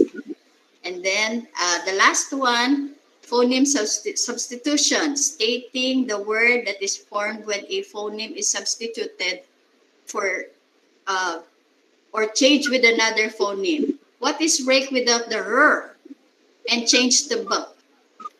Bake. Bake. Bake. What is ham when you change to t? Hat. Ham. Ma'am. Ay, What is Hat. ham when you change to t? Hat. hat. Okay. What is cat when k is changed to r? Rat. K is changed to Mat. Mat. and k changed to p. Hat. Hat. Can you pat your head? Yes. Okay. Thank you. Okay. So in summary, these are all the phonemic awareness tasks. So we have isolation, identity, categorization, blending, segmentation, manipulation. And under manipulation, we have 3: phoneme deletion, addition, substitution. So when we focus on this, according to the study, we might be able to help our children immensely, especially that English is not our native language. Okay. According to, I'm almost at the end already. Okay, let me close with this quote. This is Dr. David A. Kilpatrick, a psychology professor at the State University of New York College, and has been conducting series of webinars on reading and the author of Essentials of Assessing, Preventing, and Overcoming Reading Difficulties. So according to him, the most common source of reading difficulties is poor phonemic awareness. So that's why Ma'am Janet before asked me to do a talk on this, because probably this is something that we are not paying attention or not focusing into. Another one, this is the man here is Martin Kostloff. He is a distinguished professor of education at the University of Carolina in USA and is also a reading specialist. So according to him, if a child memorizes 10 words, the child can only read 10 words. But if a child learns 10 sounds, the child will be able to read 353 sound words, 4,324 sound words, and 21,655 sounds words. So it's a win-win both for the child and also for the teacher. So my name is Yolanda de Guzman from San Roque Elementary School. Thank you and have a good day. Thank you very Thank you much. very much po, ma'am. Wow, Ma'am Yoli! Great job! Thank you Can po. you hear me, Ma'am Badge? Yes po, Ma'am Leia. I can hear you po. Congratulations po, Ma'am Ma'am Yoli, Yoli. meron la Galing. oo, let me just share. Alam niyo may nag-message agad-agad sa akin ano, na siya ay, coordinator ngayon ng kanilang brigada pagbasa sa school. So with that, presentation or with the topics that we had for the early language literacy and numeracy, malaking tulong daw ito sa kanila ngayon na magiging maayos ang kanilang delivery ng kanilang brigada pagbasa sa na project sa kanilang school. Alam mo, Ma'am Yoli, with your talk, kita ko na, naku, bakit pa tayo magkakaroon ng mga non-readers if we will just follow these processes that we had for beginning reading. Ano, Ma'am Yoli, parang gusto ko ulit maging teacher kasi ang dali-dali naman pala nating maturuan yung mga learners natin kung paano pagbabasa. Basta't maging tama lang yung paraan ng pagturo natin sa kanila unlike before na yung bata ay baa, taa ang sinasabi ni teacher kasi ba, baby, bobo ang ginagamit natin. But then with these topics that we had, I do hope na guided ang lahat ng mga teachers natin sa tamang proseso ng beginning reading. And of course, sa ating mga master teachers, sana po kapag tayo ay nagkaroon ng technical provision or coaching, balikan po natin ang proseso na to with regards to beginning reading. Once you have your data with you, pag nag-gather kayo ng bilang ng mga learners natin na non-reader pa rin o hindi pa rin nakaka-identify ng letters o ng sound, let's go back to these processes of the beginning reading. Naku, bakit kaya meron pa rin non-readers? Balikan nga, saan tayo nagkamali?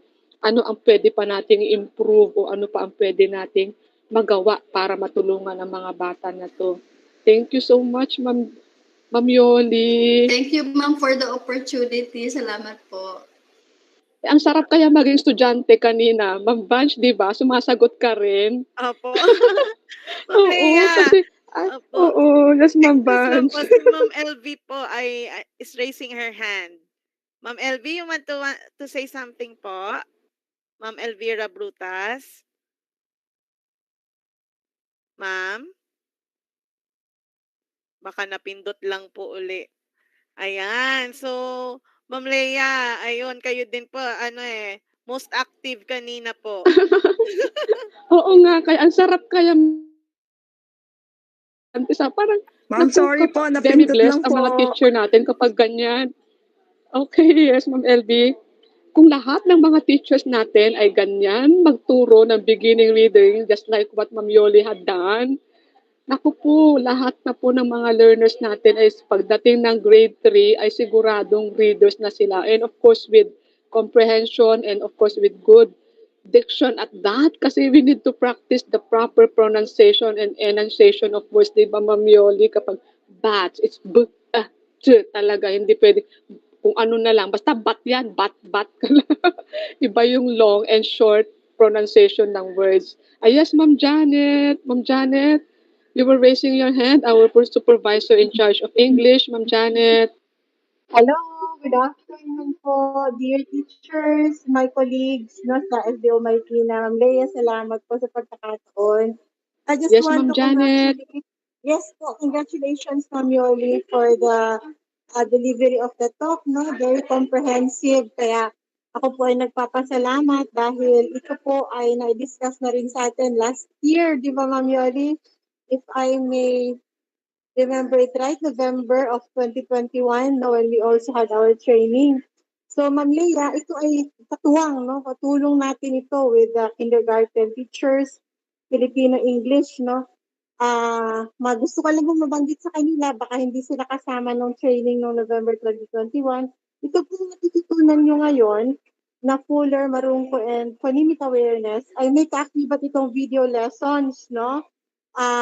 At bukod dun sa video lessons, meron din siyang partner na learning activity sheets na ongoing po ang paggagawa pa rin ng ating mga kaguruan sa video lessons at ongoing din yung validation namin ng learning activity sheets with the video lesson. So, malaking bagay po ito, ma'am, no?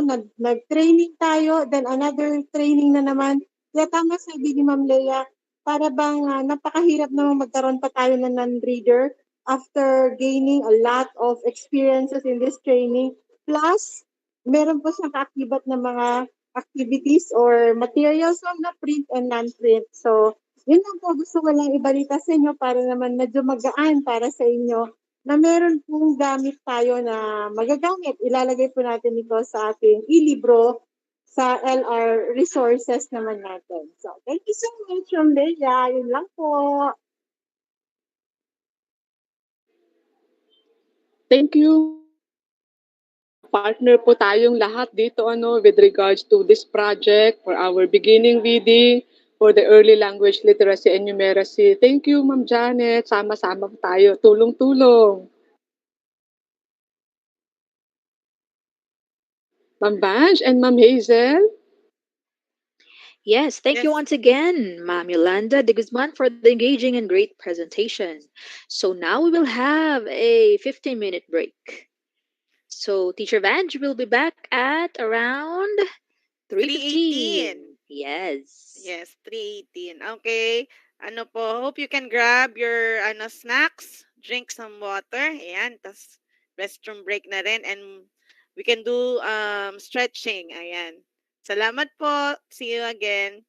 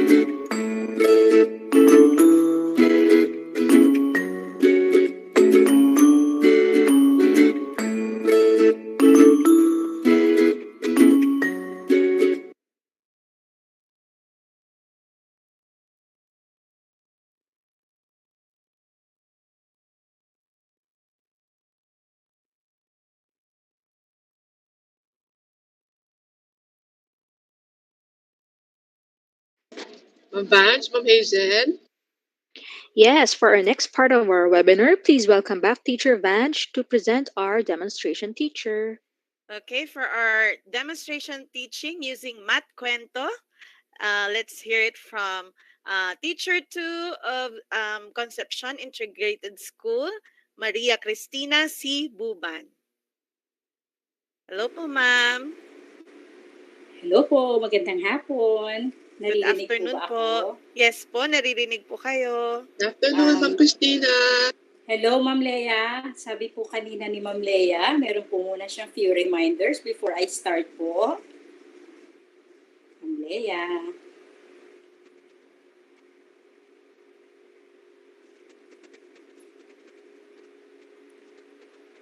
Hello po. Kat?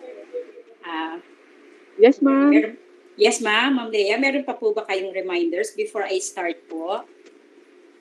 Kagaya ng nasabi niyo kanina. Yes, opo. With regards to the demonstration of Ma'am Christina Buban of Concepcion Integrated School, she will be presenting to us a sample demonstration on the use of Math Cuento for grade 1 learners. So, hindi po talaga siya en toto na for classroom observation using the COT. It is a simple way of applying Math Cuento in her lesson for grade 1 para po may idea tayo kung paano natin pwedeng gamitin itong Math Cuento sa ating pagtuturo. Okay, take it away, Ma'am Christina. Thank you, Ma'am Lea. Magandang hapon po muli sa lahat. So bago po ako magsimula at tumuloy sa aking pinaghandaang pakitang turo ngayong araw na to, meron lang po akong i-share na konting bahagi, no? So the last time po when I had my demo teaching was 2014. It was 8 years ago. Yan po ang huling-huling nasabak po ako sa demo teaching, no? Ma-share ko lang po ng konti before I start. By the way, before po ako naging teacher dito sa Marikina, I was from the Division of Rizal sa San Mateo po, sa Malanday Elementary School. Gusto ko lang po ibahagi ito na nung mag-demo teaching po ako, nung time na po yun, 2014, ang principal po namin ay sumilip sa aking classroom at ako'y tinanong, Ma'am Buban, gusto mo bang sumali sa Division Demo Fest? Sabi niya ganyan ang principal ko na medyo, napaka-stricto niya, ganyan. Tapos sabi ko, yes ma'am, kailan po? Yan po yung sagot ko. At bigla po siyang nagulat. Pumasok po siya sa room ko at sinabing, 5 teacher ang pinanggalingan ko, lahat sila ang sabi, ayoko po ma'am. Ikaw lang ang bukod tanging tumanggap ng hamon. Pero sa totoo lang po, ako rin po ay kinakabahan. Ayoko lang po magsabi ng no sa aking principal. At the rest ay history na po. So nasabak po ako sa demo teaching. And for all you know, it was 8 years ago na po. Nung panahon po na yon ay hindi pa po kami teki. Ngayon po ay napaka-teki na ng mga pamamaraan ng pagtuturo. Kaya sana po sa lahat ng teki na nandito, pagpaumanhin niyo po ang aking munting nakayanan. By the way, ako po ulit si Ma'am Maria Cristina Buban, teacher ko po from Concepcion Integrated School. At narito po ang aking pandibisyong pakitang turo, Math Cuento. Magandang hapon po muli. Okay, ayan na po yung aking presentation, Ma'am Yoli.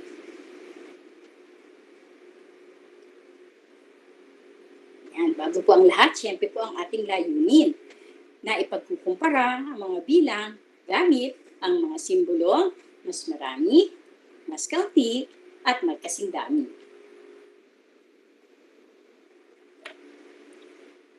Magandang araw mga bata! Kamusta naman kayo?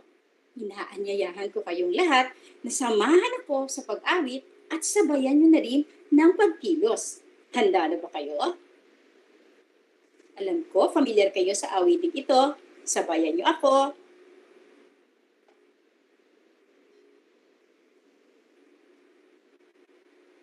Ping pong. Ping pong.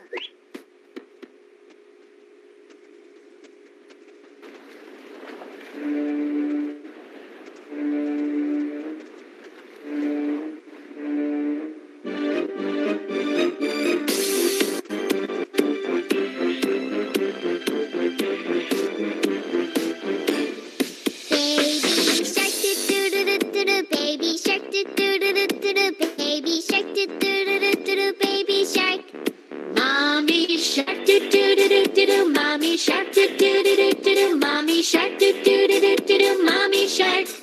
Daddy shark, daddy shark, daddy shark, daddy shark. Grandma shark, grandma shark, grandma shark, grandma shark. Grandpa shark, grandpa shark, grandpa shark, grandpa shark. Let's go hunt, let's go hunt, let's go hunt, let's go hunt. Run away, run away, run away, run away. Safe at last, safe at last, safe at last, safe at last. It's the end, it's the end, it's the end, it's the end. Ayan! Alam ko sa inyo ang ating kanta, ang ating awit, no? Bago tayo mag-umpisa mga bata, maghanda muna kayo ng lapis at papel para sa ating gawain mamaya. Bago ako magsimula muli, mga bata, kumakain ba kayo ng gulay? Ano mga gulay na makikita sa larawan? Alin ang mga kinakain ng gulay? Kumakain ba kayo ng gulay, mga bata? Sino ba kumakain dito ng gulay? Maaari ko bang marinig kung sino kumakain ng gulay, mga bata? Ito po, Teacher Christina. Teacher. Ay, yun, ang dami pala. Nakakatuwa naman. Tama, mga bata, dapat kumakain tayo ng mga gulay. No? Ano naman ang paborito mong gulay, Marie? Ma'am, carrot po. Wow, kumakain si Marie ng carrot. Alam niyo ba mga bata, kapag kumakain tayo ng carrot, ang carrot ay nakakapagpalinaw ng mata. Sino pa dito? Ano pa ang iyong paboritong gulay? Ano pa ang gusto mong kainin gulay, Sheila? Ma'am, ano po, patatas. Uy, ang galing! Patatas. Masustansya din ang patatas. Pero mga bata, alam niyo yung paboritong-paborito niyo sa McDo at sa Jollibee, yung patatas yun eh. Pero ang tawag doon ay, ano ba? Sino ba nakakaalam nun? Yung binibili French sa fries, McDo? teacher. French fries. Oo, French malita. fries. Yes, iyon ay patatas. Pero mga bata, tandaan, hindi masyadong masustansya ang French fries. Patatas man din siya, pero mas masustansya kung ito ay kinakain natin na nakasahog sa ulam. Pero ang French fries, yun ay hindi masyadong masustansya. No, tandaan yan mga bata, ha? Meron pa ba dito? Ano pa ba ang paborito mong gulay? Marisa, ano nga ang paborito mong gulay? Kamatis po, teacher. Wow, kamatis, pareho tayo. Yan, kasi ang kamatis ay pampakinis ng kutis. Kailangan natin ang mga gulay na yan para tayo ay maging malakas. Diba? Tama ba mga bata? Tama ba si teacher? Kailangan ang mga batang katulad nyo ay kumakain palagi ng gulay. Okay. Yes, teacher, tama po. Ay, very good naman. Ngayon gusto ko, tingnan nyo mabuti ang larawan. Paghambingin nga ang mga larawan o ipagkumpara nga ang mga larawan, ano ang masasabi mo sa bilang ng karot? Meron ba ditong gustong sumagot? Anong masasabi mo sa bilang ng karot? Ako, teacher. Ay, sige nga. Ikaw nga, Marie, ulit. Ang galing naman. Ano masasabi mo sa Tatlo po. karot? Tatlo. Magaling. Naku, very good naman. Bigyan ng jacket yan. Okay. Ano naman ang masasabi mo sa patatas? Meron ba ditong iba pang gusto sumagot? Sige Ako, nga, teacher. Annalisa. Sige. Sige. Si Sheila muna. Mamaya si Ana naman. May dalawa Okay. pong patatas, teacher. May dalawang patatas. Malinaw na malinaw ang mga mata dahil kumakain sila ng carrot. Okay. Ano naman ang masasabi mo sa kamatis? Ilan naman ang kamatis? Yes, Annalisa, ilan nga? May dalawang pong kamatis, teacher. Tama, may dalawang kamatis. No? Ngayon, mga bata, anong masasabi mo sa bilang ng karot at patatas? Tingnan niyo yung karot at patatas. Anong masasabi ninyo sa dalawang gulay na yan? Titigan ng mabuti. Sinong makasasagot? Sige nga. Sige nga. O ikaw nga anak, Selly, anong masasabi mo? Teacher, yung pong carrots po ay 3, yung patatas po ay 2. Magaling! Napakagaling naman. Ano naman ang masasabi mo sa bilang ng kamatis kung ihahambing o ikukumpara sa bilang ng carrot? Sige nga, Melanie, anong masasabi mo? Mas marami Melanie? po carrots kaysa sa kamatis. Kasi 3 po ang carrots. Ang kamatis 2 po. Ang galing naman. Nakita niyo sa larawan kasi mas marami ang carrot kaysa sa kamatis. Ngayon, ano naman ang masasabi mo sa bilang ng kamatis at patatas? Marilyn, anong masasabi mo? Tingnan mo nga yung bilang ng kamatis at patatas. Anong masasabi mo sa kanilang dalawa? Teacher, parehas po ng bilang. Parehas ng bilang? Ilan ang bilang ng patatas? 2 po. 2 din sa kamatis. Aba, ang galing naman. Okay, very good. Ayan, ang galing-galing ng mga estudyante ko ngayon. Talagang naghanda sila. Okay, ngayon mga bata, nakakita na ba kayo ng buwaya? Yes, teacher. Sa Manila Zoo, teacher. Sa Manila Zoo, meron nga. Nakapunta na ba kayo sa Manila Zoo? Ang ganda-ganda doon. Okay, ngayon, ilarawan mo nga ang itsura ng buhaya. Melanie, pwede mo bang ilarawan? Nakakita ka na ba ng buhaya? Opo. Ano ang itsura ng buhaya? Mahaba po siya, tapos pangit. Ganito, mahabang-mahaba at may pangil po. May pangil, tama. Sa palagay nyo, no? Ano ang kinakain ng buhaya? Kung tayo, mga tao, kayo mga bata, kumakain ng gulay, ano kaya yung kinakain ng buhaya? Sige nga, Sheila, ano kaya sa palagay mo po, kinakain teacher? Chicken. Tsaka matakaw po silang kumain ng meat. Okay, kumakain sila ng chicken. Tama. Galing. Alam niyo ba mga bata, sa araw na ito, may iparirinig ako sa inyong kwento tungkol sa isang buhaya at kung ano ang nangyari sa kanya. Pero bago tayo makinig sa kwento, nais kong ibigay niyo muna sa akin ang pamantayan ng pakikinig habang nakikinig sa kwento. Ano nga ang mga pamantayan na dapat nating isagawa, gawin at tandaan? Magbigay nga ng isang dapat nating tandaan. Sino nga makapagbibigay? Ano ko, ang active talaga ng aking mga estudyante. Sige nga, Sebi, magbigay ka nga ng isang pamantayan bago tayo makinig ng kwento or habang nakikinig tayo sa kwento. Teacher, kailangan po nakaupo tayo ng tuwid. Uy, nakaupo ng tuwid, kagaya ni teacher. Nakaupo ng tuwid. Ano pa? Magbigay ka pa ng isa pa. Sino pa ang may gustong magbigay? Ako, teacher. Sige nga, Annalisa, magbigay ka nga. Makinig po ng mabuti po. Yes, makinig mabuti, no? Para mas maintindihan natin. Sheila, meron pa ba? Opo, teacher, wag pong malikot. Sabi yung mga gamit. Yes, huwag malikot. Huwag kung ano-anong ginagawa. Pag nakikinig tayo ng kwento mga bata, dapat tayo ay taimtim na nakikinig para may matututunan tayo. Magaling! Ngayon, humanda na kayo sa pakikinig sa kwento tungkol sa isang buhaya. Narito ang kwento ni Lolong na isang buhaya.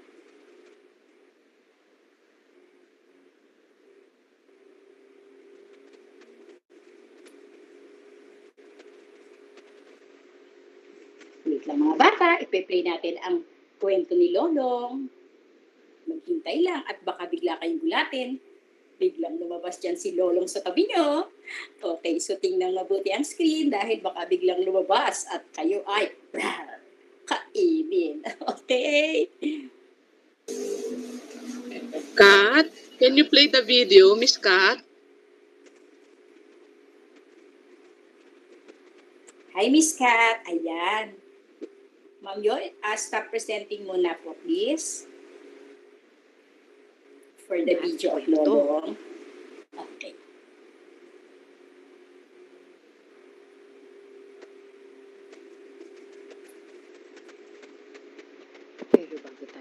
mag-umpisa sa aking kwento na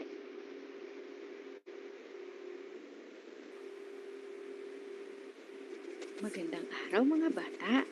Ngayon ay meron tayong math kwento. Lesson 1, si Lolong na buwaya.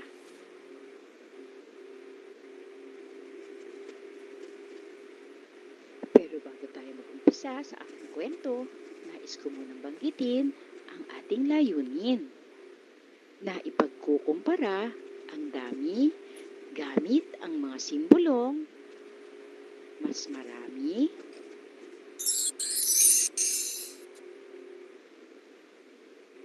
mas kaunti,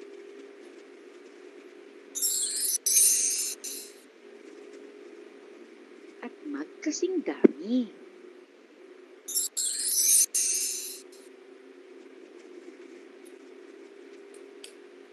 Sina Matmat at Nika ay magkapatid.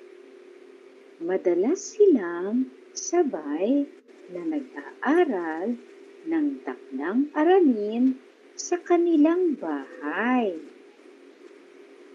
Ate, maaari mo ba akong tulungan?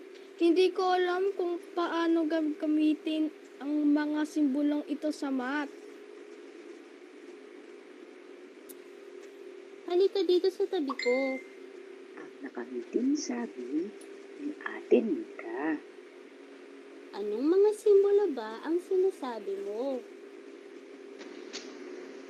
Lumapit si Matmat at ipinakita ang kanyang module.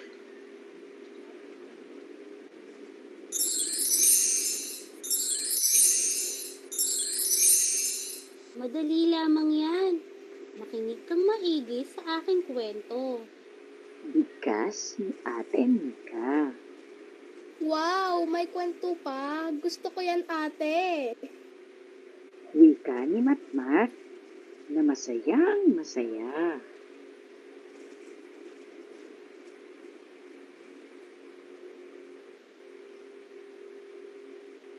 Handa na ba kayong makinig mga bata? Ang ating kwento ay tungkol kay Lolong na buwaya. Ito ay may pamagat na si Lolong na buwaya. Si Lolong ay matakaw na buwaya. Sa mas maraming bilang, bibig niya ay nakabuka.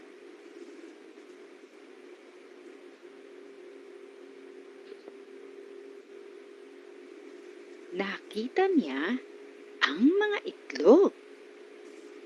May 5 at 3. Alin kaya ang kakainin niya? Alin ang mas madami? 5 o 3?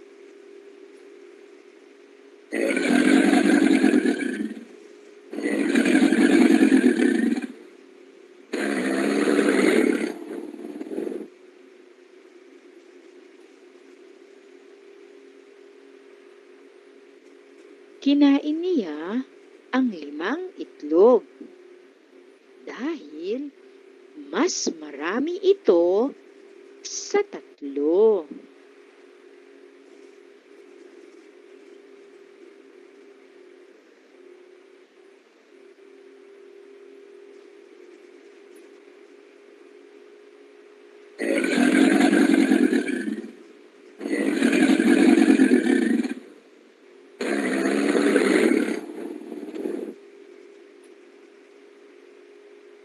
Habang lalakad si Lolong, nakakita naman siya ng mga grupo ng mga palaka.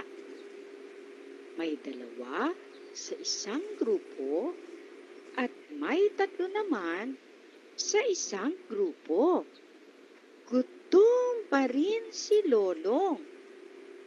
Alin kaya ang kanyang kakainin sa 2 grupo ng mga palaka? Ang 2 o ang 3?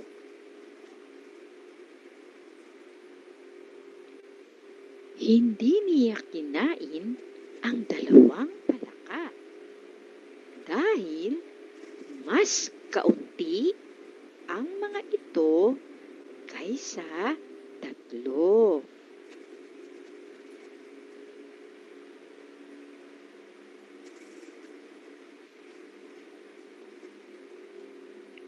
Naglakad-lakad muli si Lolong at nakakita siya ng mga sisiw.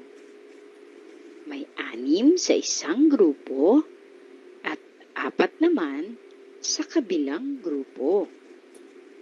Alin kaya ang kakainin niya?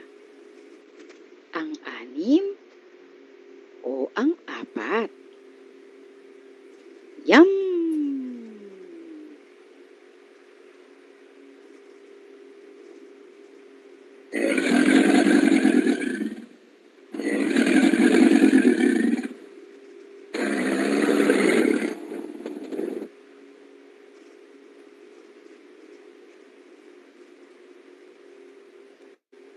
Kinain niya ang 6 dahil mas marami ang mga ito kaysa 4.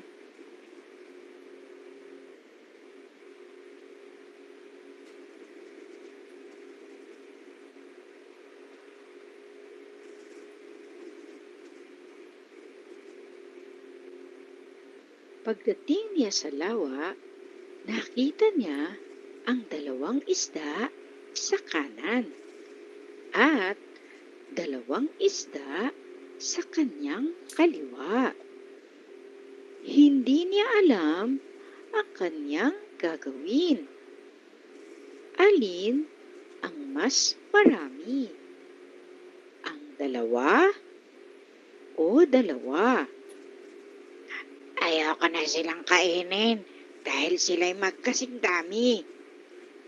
Ang bibig ni Lolong ay kanyang isinara.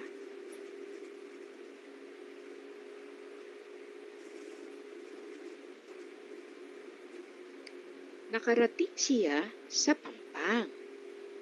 Nakita naman niya ang mga baboy. May nag-iisang baboy at mayroong 2 magkasama. Alin kaya ang kakainin niya? Ang 1 o 2?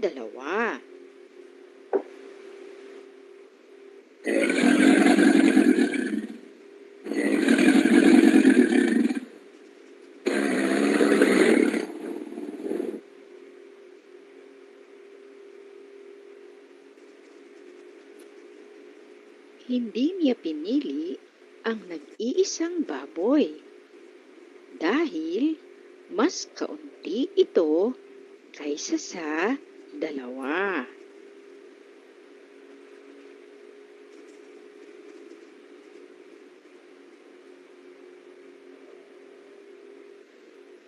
Kinain niya ang mas maraming itlog, palaka, sisiw, at baboy. Kaya, ang tiyan niya ay lumaki ng lumaki. Sa sakit ng tiyan niya, siya ay hindi makatulog. Aray ko!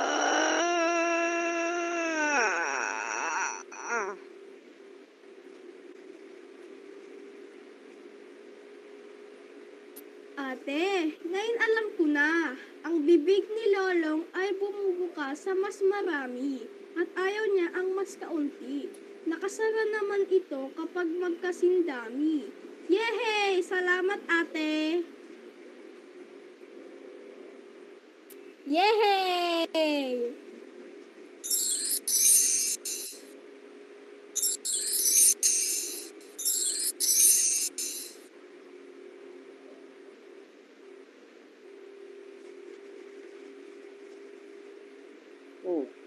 Kaya kayo mga bata, kumain lamang ng wasto o sapat at huwag gayahin si Lolong na matakaw.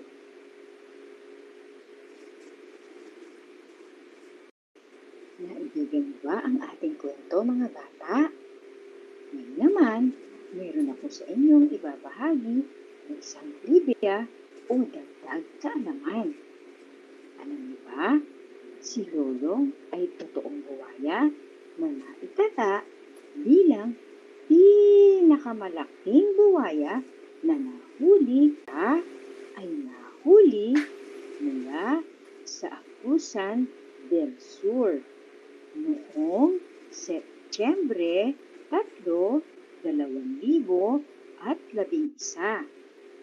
At siya naman ay namatay noong Pebrero 10, 2013 dahil sa pneumonia at sakit sa puso. Naunawaan ba, mga bata? Ngayon naman, subukan natin sagutin ang mga tanong. Una, anong hayop si Lolong ayon sa kwento ni ate? Buwaya, teacher.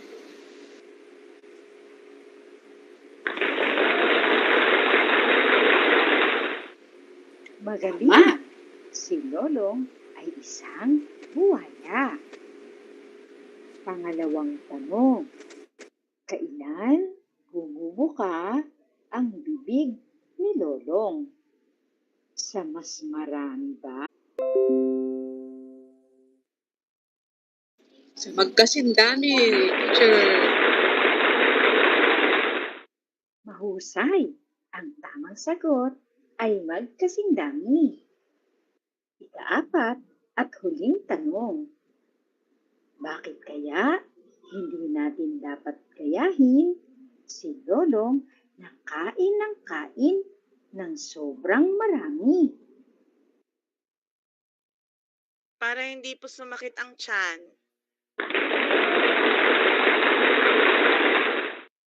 Tama!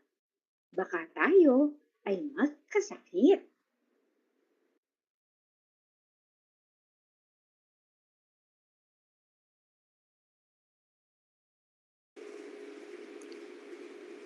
Ayan, mga bata, no? Balikan natin ang mga tanong. Ayan, para kayo ay makasagot sa ating talakayan. Okay, anong hayop nga si Lolong sa ating kwento? Vanch? Teacher, isa po siyang buhaya.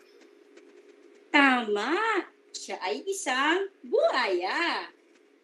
Kailan naman bumubuka ang bibig ni Lolong? Kailan bumubuka? Kapag mas madami. Sige nga, Marie. Kailan siya bumubuka ang bibig ni Lolong? Sa mas madami po, teacher. Sa mas madami. Oo. Bakit kaya gusto niya yung bumuka yung bibig niya sa mas madami? Matakaw siya, teacher. Hala, matakaw pala yang si Lolong. Ayan. Okay. Bakit kaya hindi natin dapat kayahin si Lolong na kain ng sobrang dami? Sa palagay niyo, bakit di natin kayahin? Para Santa, po hindi bakit natin sumakit kaya natin... O sige nga, Raquel. Para po hindi sumakit yung tiyan natin. Oo, kasi kapag tayo kain ng marami, pwedeng sumakit ang tiyan natin at maaari din tayo magkasakit, no? Kaya mga bata, no? Dahan-dahan lang, hinay-hinay lang ang pagkain, no? Huwag natin kayahin si Lolong na matakaw. Ngayon naman, tingnan natin kung alin ang mas pinili ni Lolong ayon sa kwento. Tingnan natin, ha? Okay, alin ang pinili ni Lolong? Ang 5 itlog o 3 itlog? Sinong makakasagot? Sige nga, Melanie, alin ang pinili ni Lolong? Mas marami Sa grupo po yung ng mga 5 itlog? po. Ang 5 Limang pinili itlog ni Lolong. Yes, no? Pinili niya ang 5 itlog. Pangalawa, tingnan naman natin kung alin dito ang kinain ni Lolong. Sa 3 palaka o 2 palaka? Alin ang mas pinili ni Lolong? Sige nga, Sheila, alin ang pinili ni Lolo? Teacher, yung ano po, 3 palaka. Yung 3 palaka. Bakit ba hindi pinili ni Lolong yung 2? Kasi po ano Yung eh, palagay. kukunti po kasi yung 2 eh. Yun, kasi kukunti, tama. Okay, pangatlo. Tingnan naman natin yung pangatlong kinain niya. Yan, sa grupo ng mga sisiw, alin ang kinain niya? Ang 6 ba o ang 4? Sino ang gustong sumagot? Mary Lane, sige nga. Alin kaya ang pinili ni Lolo? 6 na sisiw po, teacher. 6 na sisiw.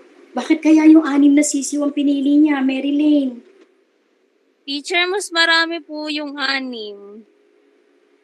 Kasi mas marami ang 6 na sisiw. Okay, sige, sumunod naman. Sa grupo naman ng mga isda. Kinain ba niya ang mga grupo ng mga isda? May pinili ba siya? Sino makakasagot? Sige nga ulit, Sheila. Very good. Ano nga ang kinain niya? May pinili ba siya dyan? Wala po, teacher, kasi pareho lang po ng bilang eh. Ayaw po niyang kainin. Okay. Wala siyang kinain kasi pareho ng bilang. Magaling. Sige, tingnan naman natin ang 5 at huling bilang.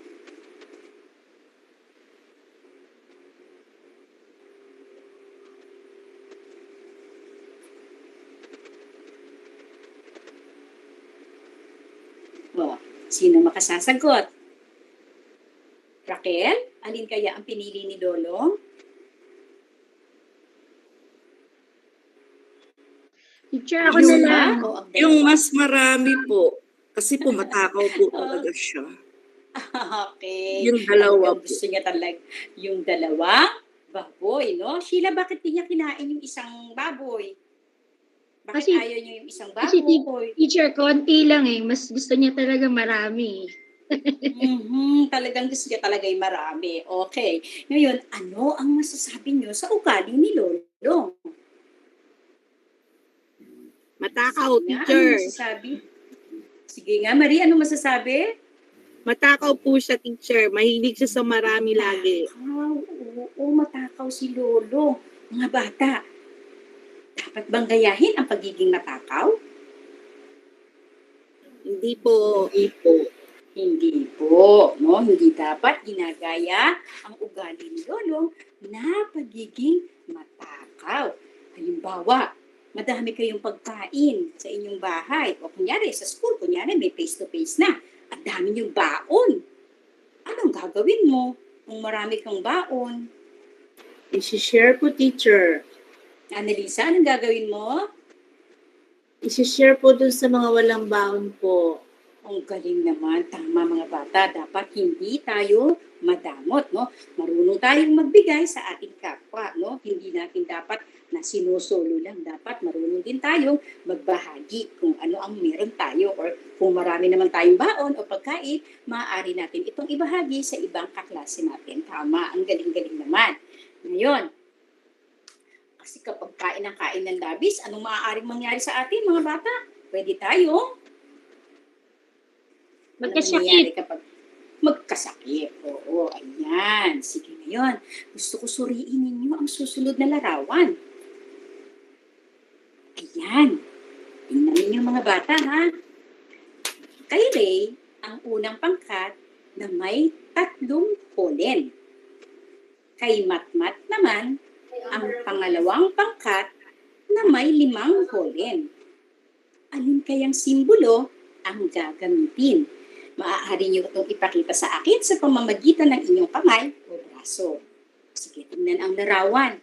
Ang pollen ni Ray na may 3 o ang pollen ni Matmat na may 5. Ano kayang simbolo ang ating gagamitin? Sige nga, ipakita nga. Nakikita ko si Sheila. Very good. No? Sino pa dito? Pwede ninyong buksan ang inyong screen para naman makita ni teacher kung kayang gawin. Di ba kanina kumanta tayo ng Baby Shark? Naggaganyan siya, naggaganyan. Maaari natin gamitin ang ating kamay at braso upang ipakita ang tamang simbolo. Sige nga Sheila, ano ang tamang simbolo? Ano ang tamang sagot? Magaling! Okay, mas marami ang 5, kaya next po. Tingnan natin kung tama ang inyong sagot. Ayan! Nakatapat saan nakatapat? Sa mas? Melanie, Madami. Yes, mas madami. Ang galing naman. Okay, sumunod naman. Tingnan ko naman yung iba para makita ko. Open naman yung camera, no? Pagka ganito, pwede kayo mag-open ng camera. Okay. Si Maya ay may 5 holen.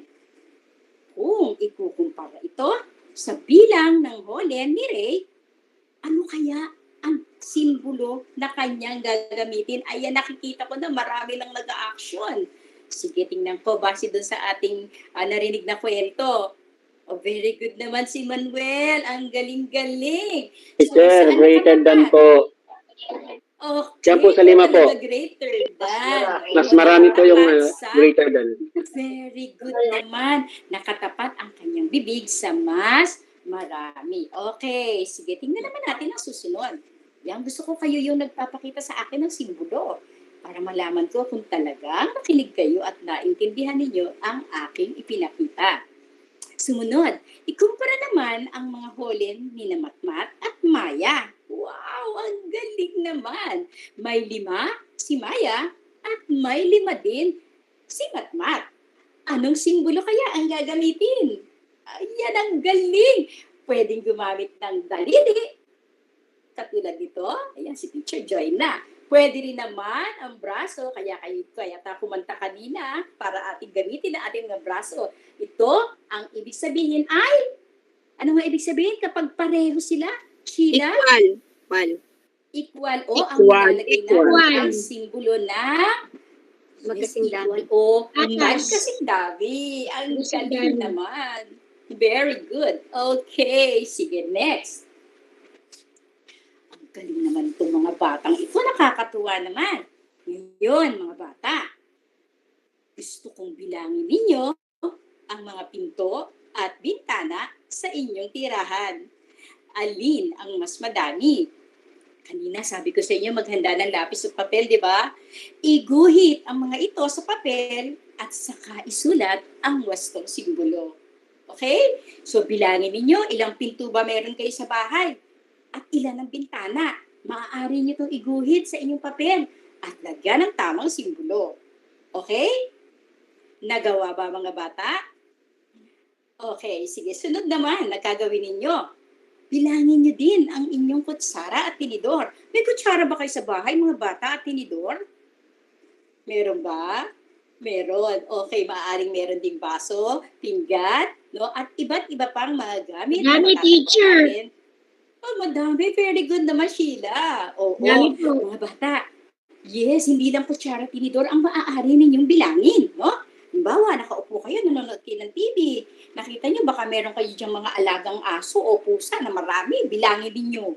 Alin yung mas marami? Maaari ninyo itong i-drawing, iguhit sa isang papel at lagyan ng simbolo.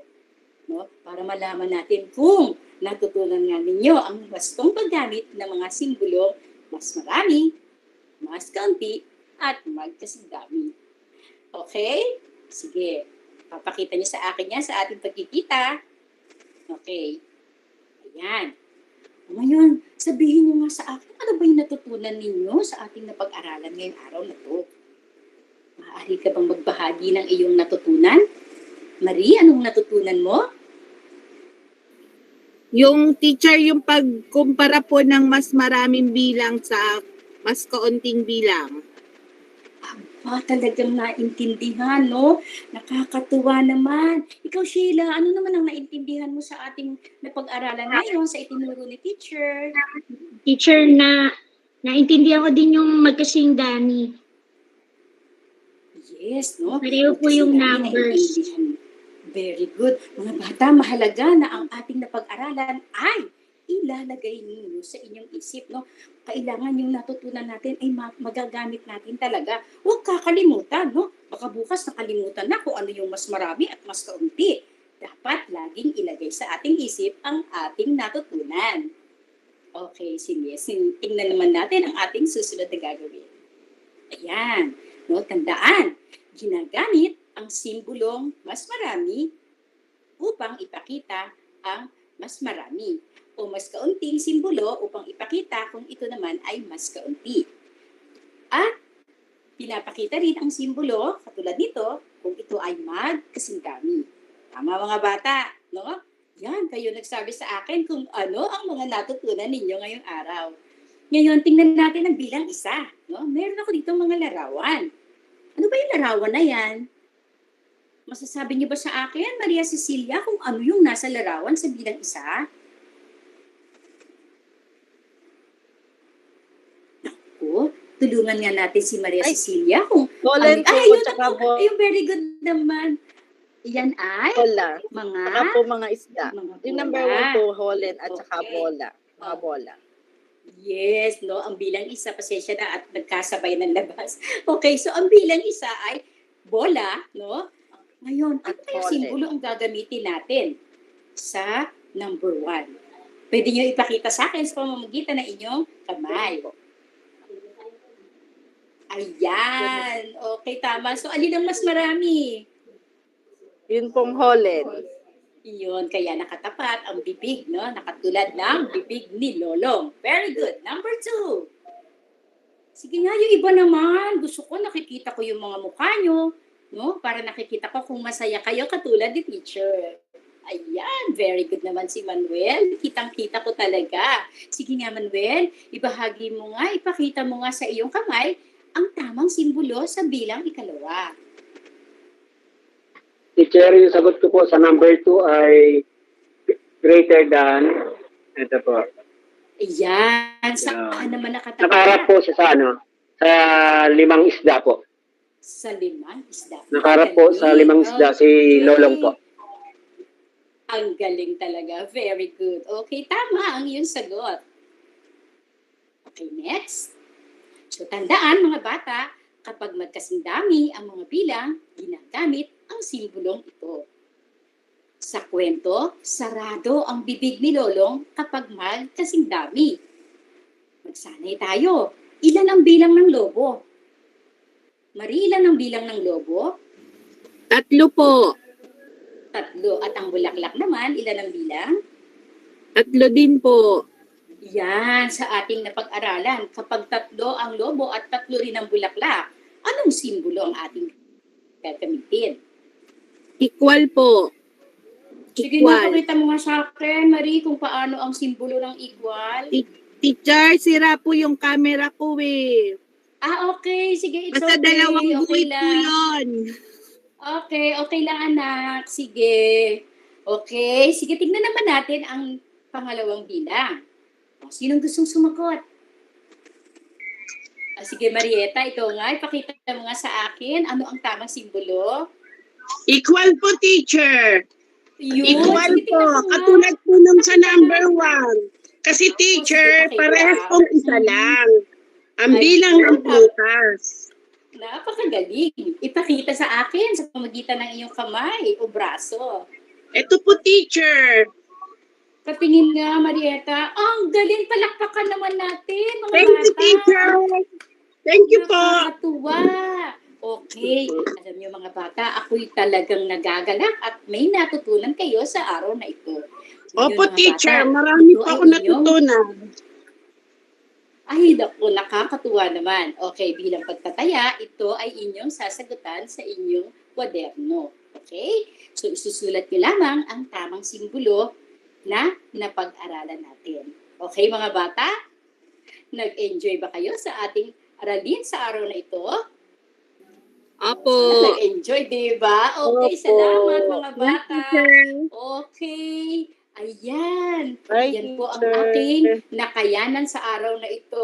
No, gusto ko pong i-shout out ang batang si Matmat na nagboses. Siya po ay anak ng aking co-teacher, si Kian Antonio. Anak po siya ng aming kinder teacher kasi ibahagi ko po sa inyo, no, ako po yung nagboses ni Matmat. Sabi po sa akin ni Sir Ador, boses bruha ka. Kaya umanap ka ng mas magandang boses. Kaya po ayan, umartila po kami ng mas magiging kapanipaniwala. Kaya po naartila namin ang boses ng isang bata. Okay? Maraming salamat po mga ma'am sa mga nag-participate Tinanggal niyo po ang kaba ko, ang Wow! takot ko. Salamat po, Ma'am Lea. Thank you, Bigyan po ma'am. natin ng Thank you po.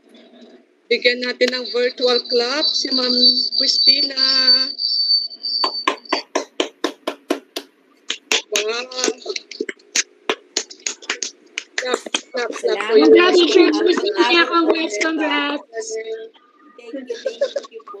Salamat. Ayan, Ma'am Sheila, since ikaw ang nag-open ng camera, ano ang naramdaman mo, Ma'am Sheila, being a student dun sa klase ni Ma'am Christina? You were very active, Ma'am Sheila.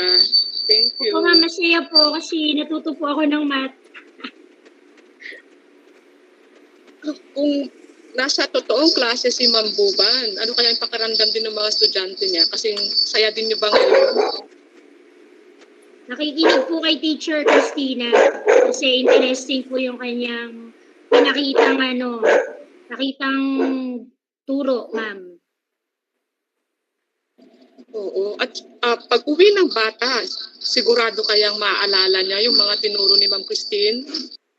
Yes po. Yeah, tama. Bakit mo yun nasabi, Ma'am Marieta? You were also very active, Ma'am Marieta. No? Thank you. Gusto ko pong maging cooperative being teacher sa webinar. Ang masasabi ko po, sa pakitang turo ni ma'am, very colorful po kasi ang kanyang mga ginamit na objectives o mga things o bagay. And then sa pag-uwi po, matututong magbilang ang mga bata sapagkat nakita nila yung paano ang pagbilang, kung ano ang mas malaki at mas maliit at kung ano ang patas o parehas na bilang. So, sa pamamagitan po ng isip nila at kamay nila habang naglalakad sila o pag-uwi, madidistinguish po nila yung mga bilang, ma'am. Yan lang po. Thank you, Ma'am Marieta. Oh, yes, ma'am. Exactly.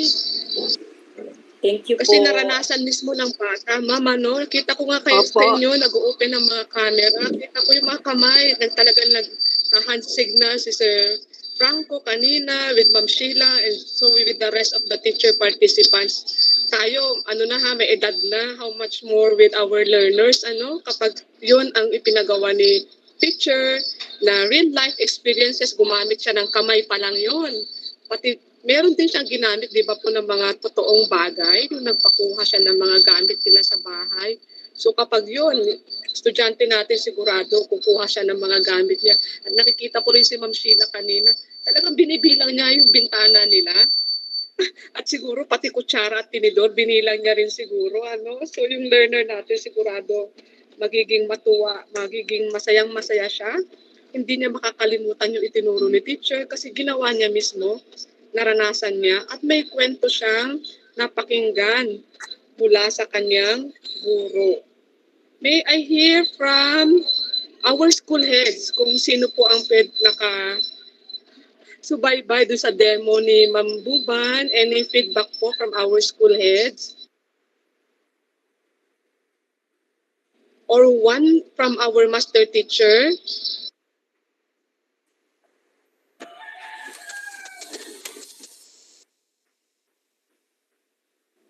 Any comment po sa mga master teacher natin? Ayan, Ma'am Annalie, thank you. Okay, good afternoon po. First and foremost, congratulations sa ating mga demo teacher. So, yung pagpapakitang turo nila, katulad ng mga narinig ko po, ang nakita ko po dito napaka-importante, ma'am, yung kahit sabihin natin na modular ba yan, o screen time lang yan, or online ba yan, napaka-importante po talaga yung learner's engagement. Kasi sa pamamagitan ng learner's engagement, na-set up mo na yung mindset ng bata, andun yung pagkatuto, ma'am eh. So napaka-importante talaga ng mga ginamit, ng mga strategy kung saan talagang yung bata is yung kanyang participation is talagang may enhance, and at the same time kung i-apply, maganda rin na maituro sa nanay kasi sila na nga yung tinuturing natin na learning partner. Kasi at the end of the day, ang susunod na follow-up po sa mga magulang eh. So congratulations kay Ma'am Christina kasi talagang nakita natin yung pinaka-engagement ng bata at saka yung iba't ibang strategy na kanyang ginamit. Tama po yun, yung kwento talaga kahit anong gawin, hindi pwedeng hindi makikinig ang bata, lalo't nakuha ni teacher. yung ika nga, yung na-motivate. Ibig sabihin, yung pinaka-springboard na kwento, na-motivate yung bata, nakuha mo yung attention. Yun kasi naman, mami, ikatatagumpay talaga ng any learning, teaching learning process. Yung makuha mo, yung engagement ng bata, feeling ko po yung pang napaka-importante. Salamat po. Salamat, Ma'am Annalie. Oo, yun yung challenge din talaga kasi distance education tayo. Maging sa mga ipapagawa natin, sa mga ibibigay natin mga learning materials through our parents, siguraduhin natin na magiging masaya yung mga bata pag sinagutan yung mga activity sheets na yan, o kaya yung modules din natin, o kung ano pang mga learning materials na pwede natin ibigay sa kanila. Pero kapag online talaga, magiging advantage talaga to sa mga learners natin kasi mas engaging po siya, no ma'am? So medyo may limitation lang po kapag sa module yung mga learners natin. Pero I'm sure yung mga teachers natin ay nagagawa naman po ito lahat ng paraan. Thank you for that, Ma'am Annalie. Isa pa po, siguro sa mga kasama nating supervisor, Sir Gal or si Sir Ador, kung nandito po, naka-join sa atin. Sir Gal?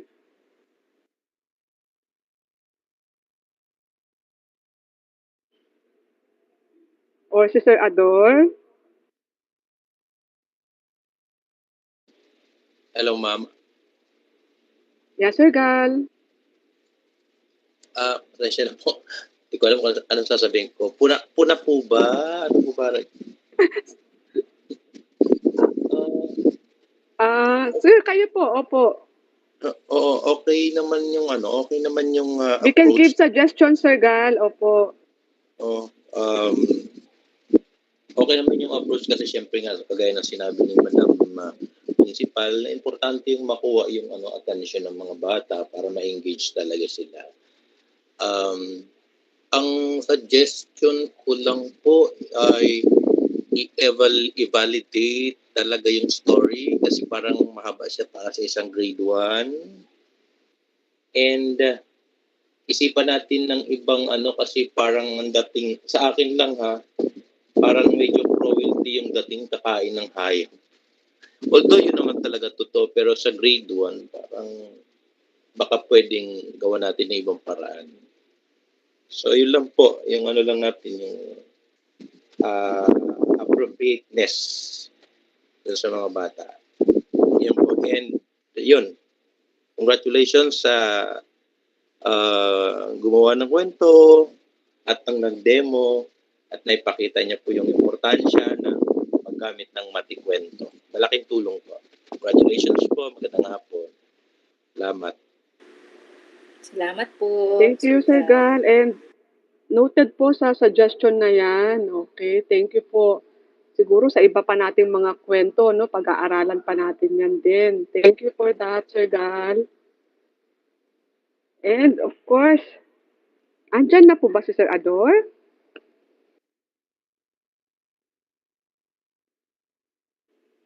Sir Ador, are you with us? Yes, ma'am ladies.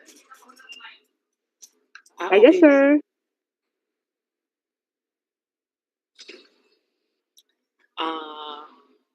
Bias kasi ma'am pag magko-comment pa ako no? Kasi I am the one who really help them. Ay, oo, syempre naman, sir. Tinutukan nyo to. Ang tawag dito. Your message po for Ma'am Christina. The only message that I can give is katulad din ng sinabi ng Sir Gal na sana maging katulad kayo ng ibang guro. No? Sa mga nag-demo, sa nagpakitang gilas ngayon, at hindi lang yung nagpakitang gilas, maski mga speakers natin, magagaling. No? Since day 1 hanggang day 3. Ngayon sa pakitang gilas naman ni Ma'am Buban ay sa akin palagay ay naibahagi naman niya ng maayos yung kanyang parte, no, yung pag-demonstrate niya nung mula simula hanggang huli. Siguro katulad din na sinabi ng Sir Gal, kung kasi naisabi ko naman sa kanila na pag sila igagawa ng kwento ay dapat ay realistic, yung makatotohanan, no? Hindi lang yung tayo kasi alam mo naman pag grade 1 hanggang grade 3 parang nang uuto ang mga teacher, di ba?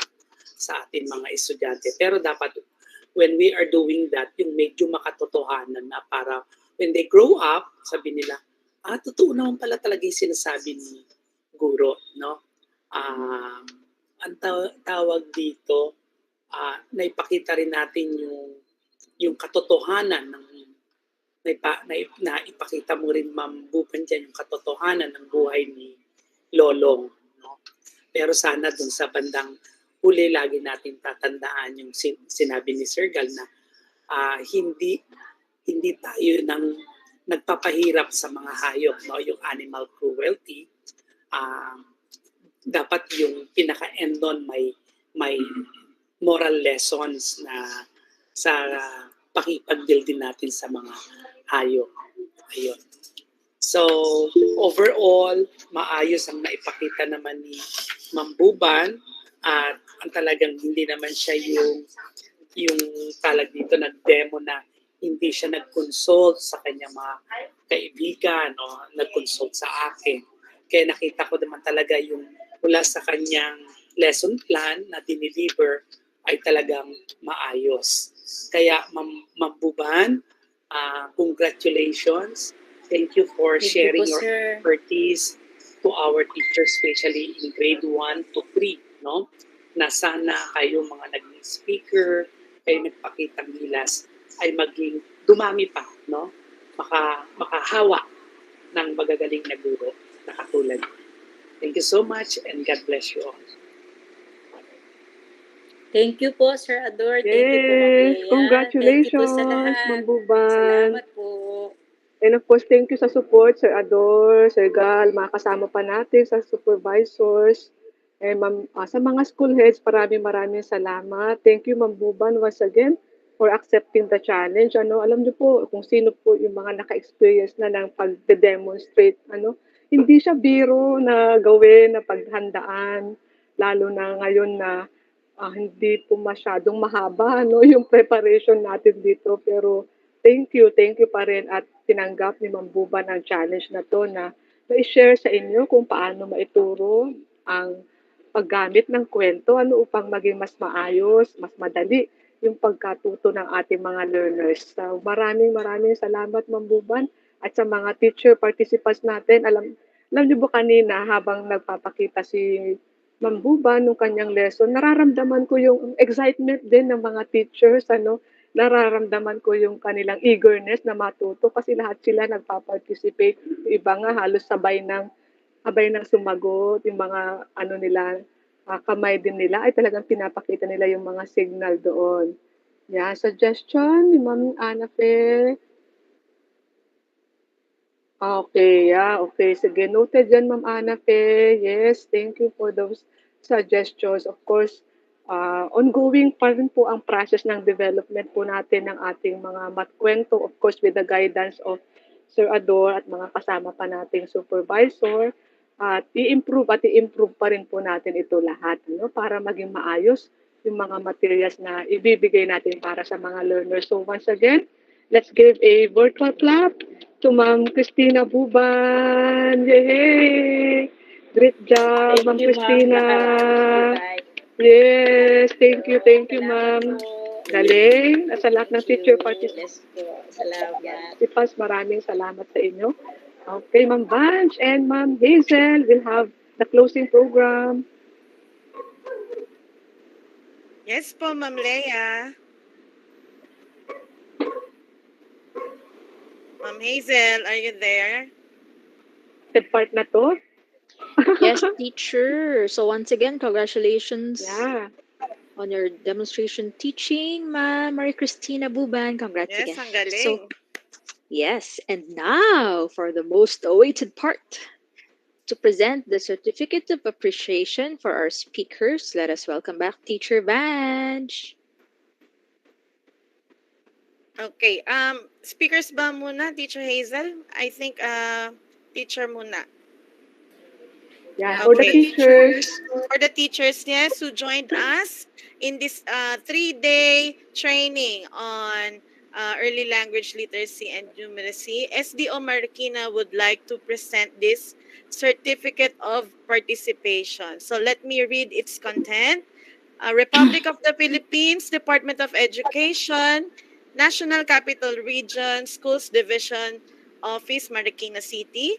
This certificate of participation is hereby awarded to for actively participating in the webinar on Early Language Literacy and Numeracy, or ELLN, held on February 2, 3, and 4, year 2022. Given this 4th day of February 2022, signed by Ms. Cheryl T. Gayola, Assistant Schools Division Superintendent, Officer in Charge, Office of the Schools Division Superintendent. Ayan. Thank you po. Congratulations sa lahat ng participants natin. Alam nyo, very active po sila, Ma'am Vance. Opo, kahit yung mga nasa YouTube and yung mga Oo, dito ma'am. po. 300 plus pa rin yung bilang natin. Thank you. Ayan, thank you po. Now, Teacher Hazel? Yes, congratulations once again.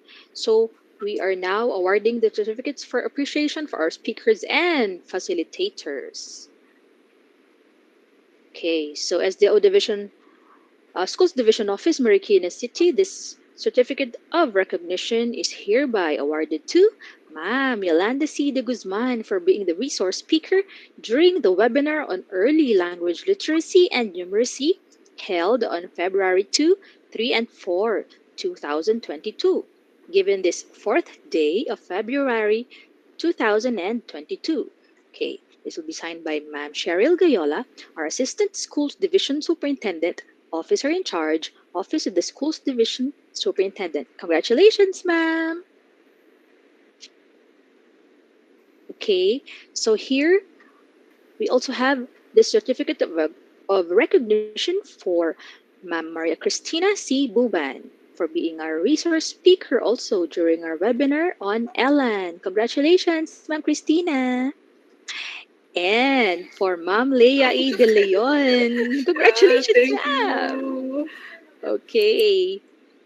And also, this will be given to Ma'am Mia R. Esperanza for being one of our resource speakers. Congratulations, ma'am! Okay, so we also have, yes, for Ma'am Annalisa M. Paz. Thank you po. Congratulations! Maraming salamat. Hey, good job, good job. Yes, also to Ma'am Alona P. Villamon. Congratulations, Ma'am Alona. Clap, clap, clap. And my Ayan, sa mga facilitators natin. Yes, Teacher Evangeline Dupale. Okay, from Parang Elementary School. Congratulations, teacher. Thank you, Ma'am Hazel. And of course, you will also receive the same certificate for being my co-facilitator, Hazel Hope Margaret F. Bamba. Ayan. Congratulations, teacher.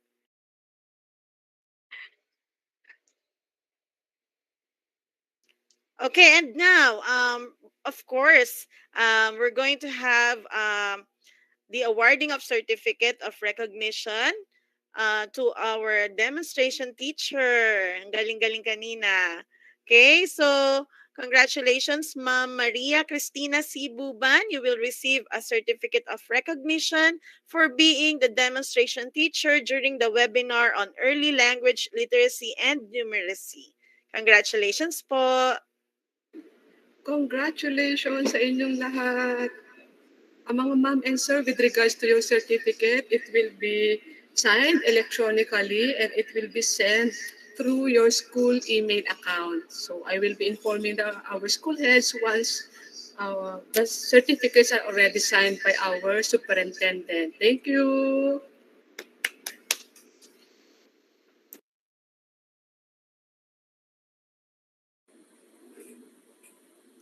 Okay, and for the closing Leia, yung remarks, certificate ko din. Sir, Sir Sena. Okay. Ayan, Sir Chief. Good afternoon, Sir Chief. Good afternoon po, sir. To give the closing remarks, please join me in welcoming our Chief Education Supervisor, School Governance and Operations Division, Mr. Elizalde Q. Sena. Hi po, sir. Yes, hello. How are you? Hello, sir. Good afternoon. Yes, ma'am. Good afternoon. Kala niyo, ma'am, wala ako, ha? Masunurin po akong tao at 3:30. Kanina pa pala naka-join si sir. Thank you po. Join the group. All right. Let me first greet everyone a pleasant afternoon. Ayan, nakita na nila ako. Especially to Ma'am Leia, who is in charge of this particular in-service training. Of course, that includes our very own supervisors, education program supervisors. Narinig ko si Sir Gal, si Sir Ador. Sino pa nandito, Ma'am Leia? All supervisors ba? Sina Ma'am Jessica, yes po. Yeah, si Ma'am Jessica. And mga PSDS din po natin, sir. Oo, baka hindi ko masambit o mabigkas lahat. So all education program supervisors and of course our public schools district supervisors. I believe they are all mga school heads natin din, sir. No? Siyempre po parating kasama po diyan ang school heads. Dati po tayong school head din naman kaya hindi pwede nating makalimutan 'yan. And sino pa? Yung master teachers, no? And participants, Andyan po si Ma'am Doris, sir. Ma'am Noemi. Yeah, si Ma'am Doris, nakita ko nga dito sa chat group. And all participants from kinder to grade 3, tama Ma'am Leia, no? Yes, sir. Kinder to grade 3. Okay, so key stage 1. In-service training is usually done before opening of classes and at the middle of school year. So this activity, I believe, no, right from the start, medyo yung 5 days natin nabawasan ng isa because of holiday, no? Yung ibang holiday yon, Chinese New Year. Pero natuloy din ba ito, Ma'am Leia? O kinonsume ng mga schools? O nagbakasyon ng mga schools? Kasi holiday nga naman. Sir, we started this Wednesday lang, sir, until Friday. Wednesday lang, as instructed by our central office. Anyway, so naalala ko pa po pagdating, nung ako'y principal pa, pagdating ng semestral break, walang klase ang mga teachers, pero hindi po pwedeng, hindi magre-report ang mga teachers. Medyo mas mabigat pa dahil yung semestral break ay panahon ng pag-i-evaluate, no? Before, wala pa yung RPMS, ni-evaluate natin yung ating performance for the first semester. Okay? Pero ngayon nga, meron tayong RPMS na, siyempre, meron tayong IPCRF, may OPCRF tayo. During this time, yun yung ating time for evaluation. And of course, hindi pwedeng mawala dyan yung in-service training for additional learning of teachers. At ngayon nga, pagtatapos nitong in-service training, napakinggan ko ang demonstration teacher kanina, si Ma'am Buman. At natutuwa ako, parang parang totoo, parang napanood ko na yun. Congratulations, Ma'am Buman. Thank you, sir. Salamat po. Ang galing-galing mo, kaya very active yung mga estudyante. Kita ko, parang active si Ma'am Sheila. Congratulations sa lahat ng mga nag-participate. No? ELLN, medyo humingi ako ng konting background. Alam nyo, pag hindi mo na madalas ginagamit ito at binibigyan ng pansin, medyo nakakaligtaan mo rin kahit papaano. Sabi ko, Ma'am Leia, please give me some background for me to relate, no? Ang ELLN is Early Language Literacy and Numeracy. okay, which aims to enhance the numeracy and literacy skills of our kinder to 3 learners or key stage 1. Pag iniisip ko kanina sa demonstration, alam nyo, kung lahat ng mga teachers natin ay ganun, no? Palagay ko lahat ng mga estudyante natin ang gagaling at motivated sila.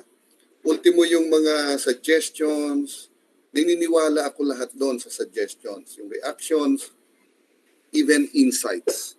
Kaya itong, I hope, no? I hope. Siyempre, magpo-close na tayo.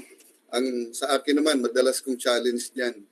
When we go back to our respective stations, no, bagamat this is a virtual activity, sana po natuto tayo na reinvigorate, na enhance muli yung ating talento sa pagtuturo, yung galing sa preparasyon, at ito, no, itong mga topics na discuss, no, yung matkwento, development of matkwento, which is an integration of math and language subjects. Naku po, kay Sir Ador ito, kaya pala ang ganda rin ng reaction ni Sir Ador. And also, yung discussion of Marungko approach and Fuller approach. Dati-rati, nung ako'y school head pa, naririnig ko na ito, Marungko and Fuller approach. No? So, sa lahat ng mga nag-organize po nito, of course, si Ma'am Leia, congratulations po Ma'am Leia, sa lahat ng mga kapwa supervisors na aktibong nakipag-collaborate, nakipag-cooperate, nagbigay ng inputs, sa lahat ng mga school heads na nandiriyan po na hindi nila iniwanan ng kanilang mga kinder teachers to grade 3. Salamat po, malaking bagay yung inyong suporta dyan. Sa lahat ng mga master teachers, siyempre po sa ating mga resource persons, no? Congratulations po and thank you so much po sa inyo. Ulitin ko po, pagbalik natin, sana po yung impact ay hindi lang ngayon sa sinasabi ko, sana po mag-transform tayo, mag-multiply tayo sa ating mga estudyante. Despite virtual po tayo, no? Despite virtual tayo, nakita ko yung effectiveness. Sana po ma-transform natin yan sa ating mga estudyante. With that, muli, congratulations po. Siyempre po ay sa aking mga kasamahan din, nandirito, si Ma'am Noemi, si Doris, no? Salamat, no, sa representasyon ng ating division para dito sa activity na ito. Muli, magandang hapon at binabati ko kayong lahat. Palain po tayo ng taong may kapal. Thank you so much, Sir Chief, Sir Sena. Rest assured po, yung pagkascape po nito, pag-implementation po sa school level ay maisasagawa po through our school heads and master teachers na nagkaroon tayo, sir, ng separate session po with them since Wednesday and Thursday. So may mga monitoring tool na po tayong ginawa sa kanila at yung process po ng coaching or provision po ng technical assistance, sir, para sa ating K-3 teachers. Galing. Congratulations, Ma'am Thank you Leia. po, Sir Chief. Thank you po sa support, sir. Thank you po. And of course,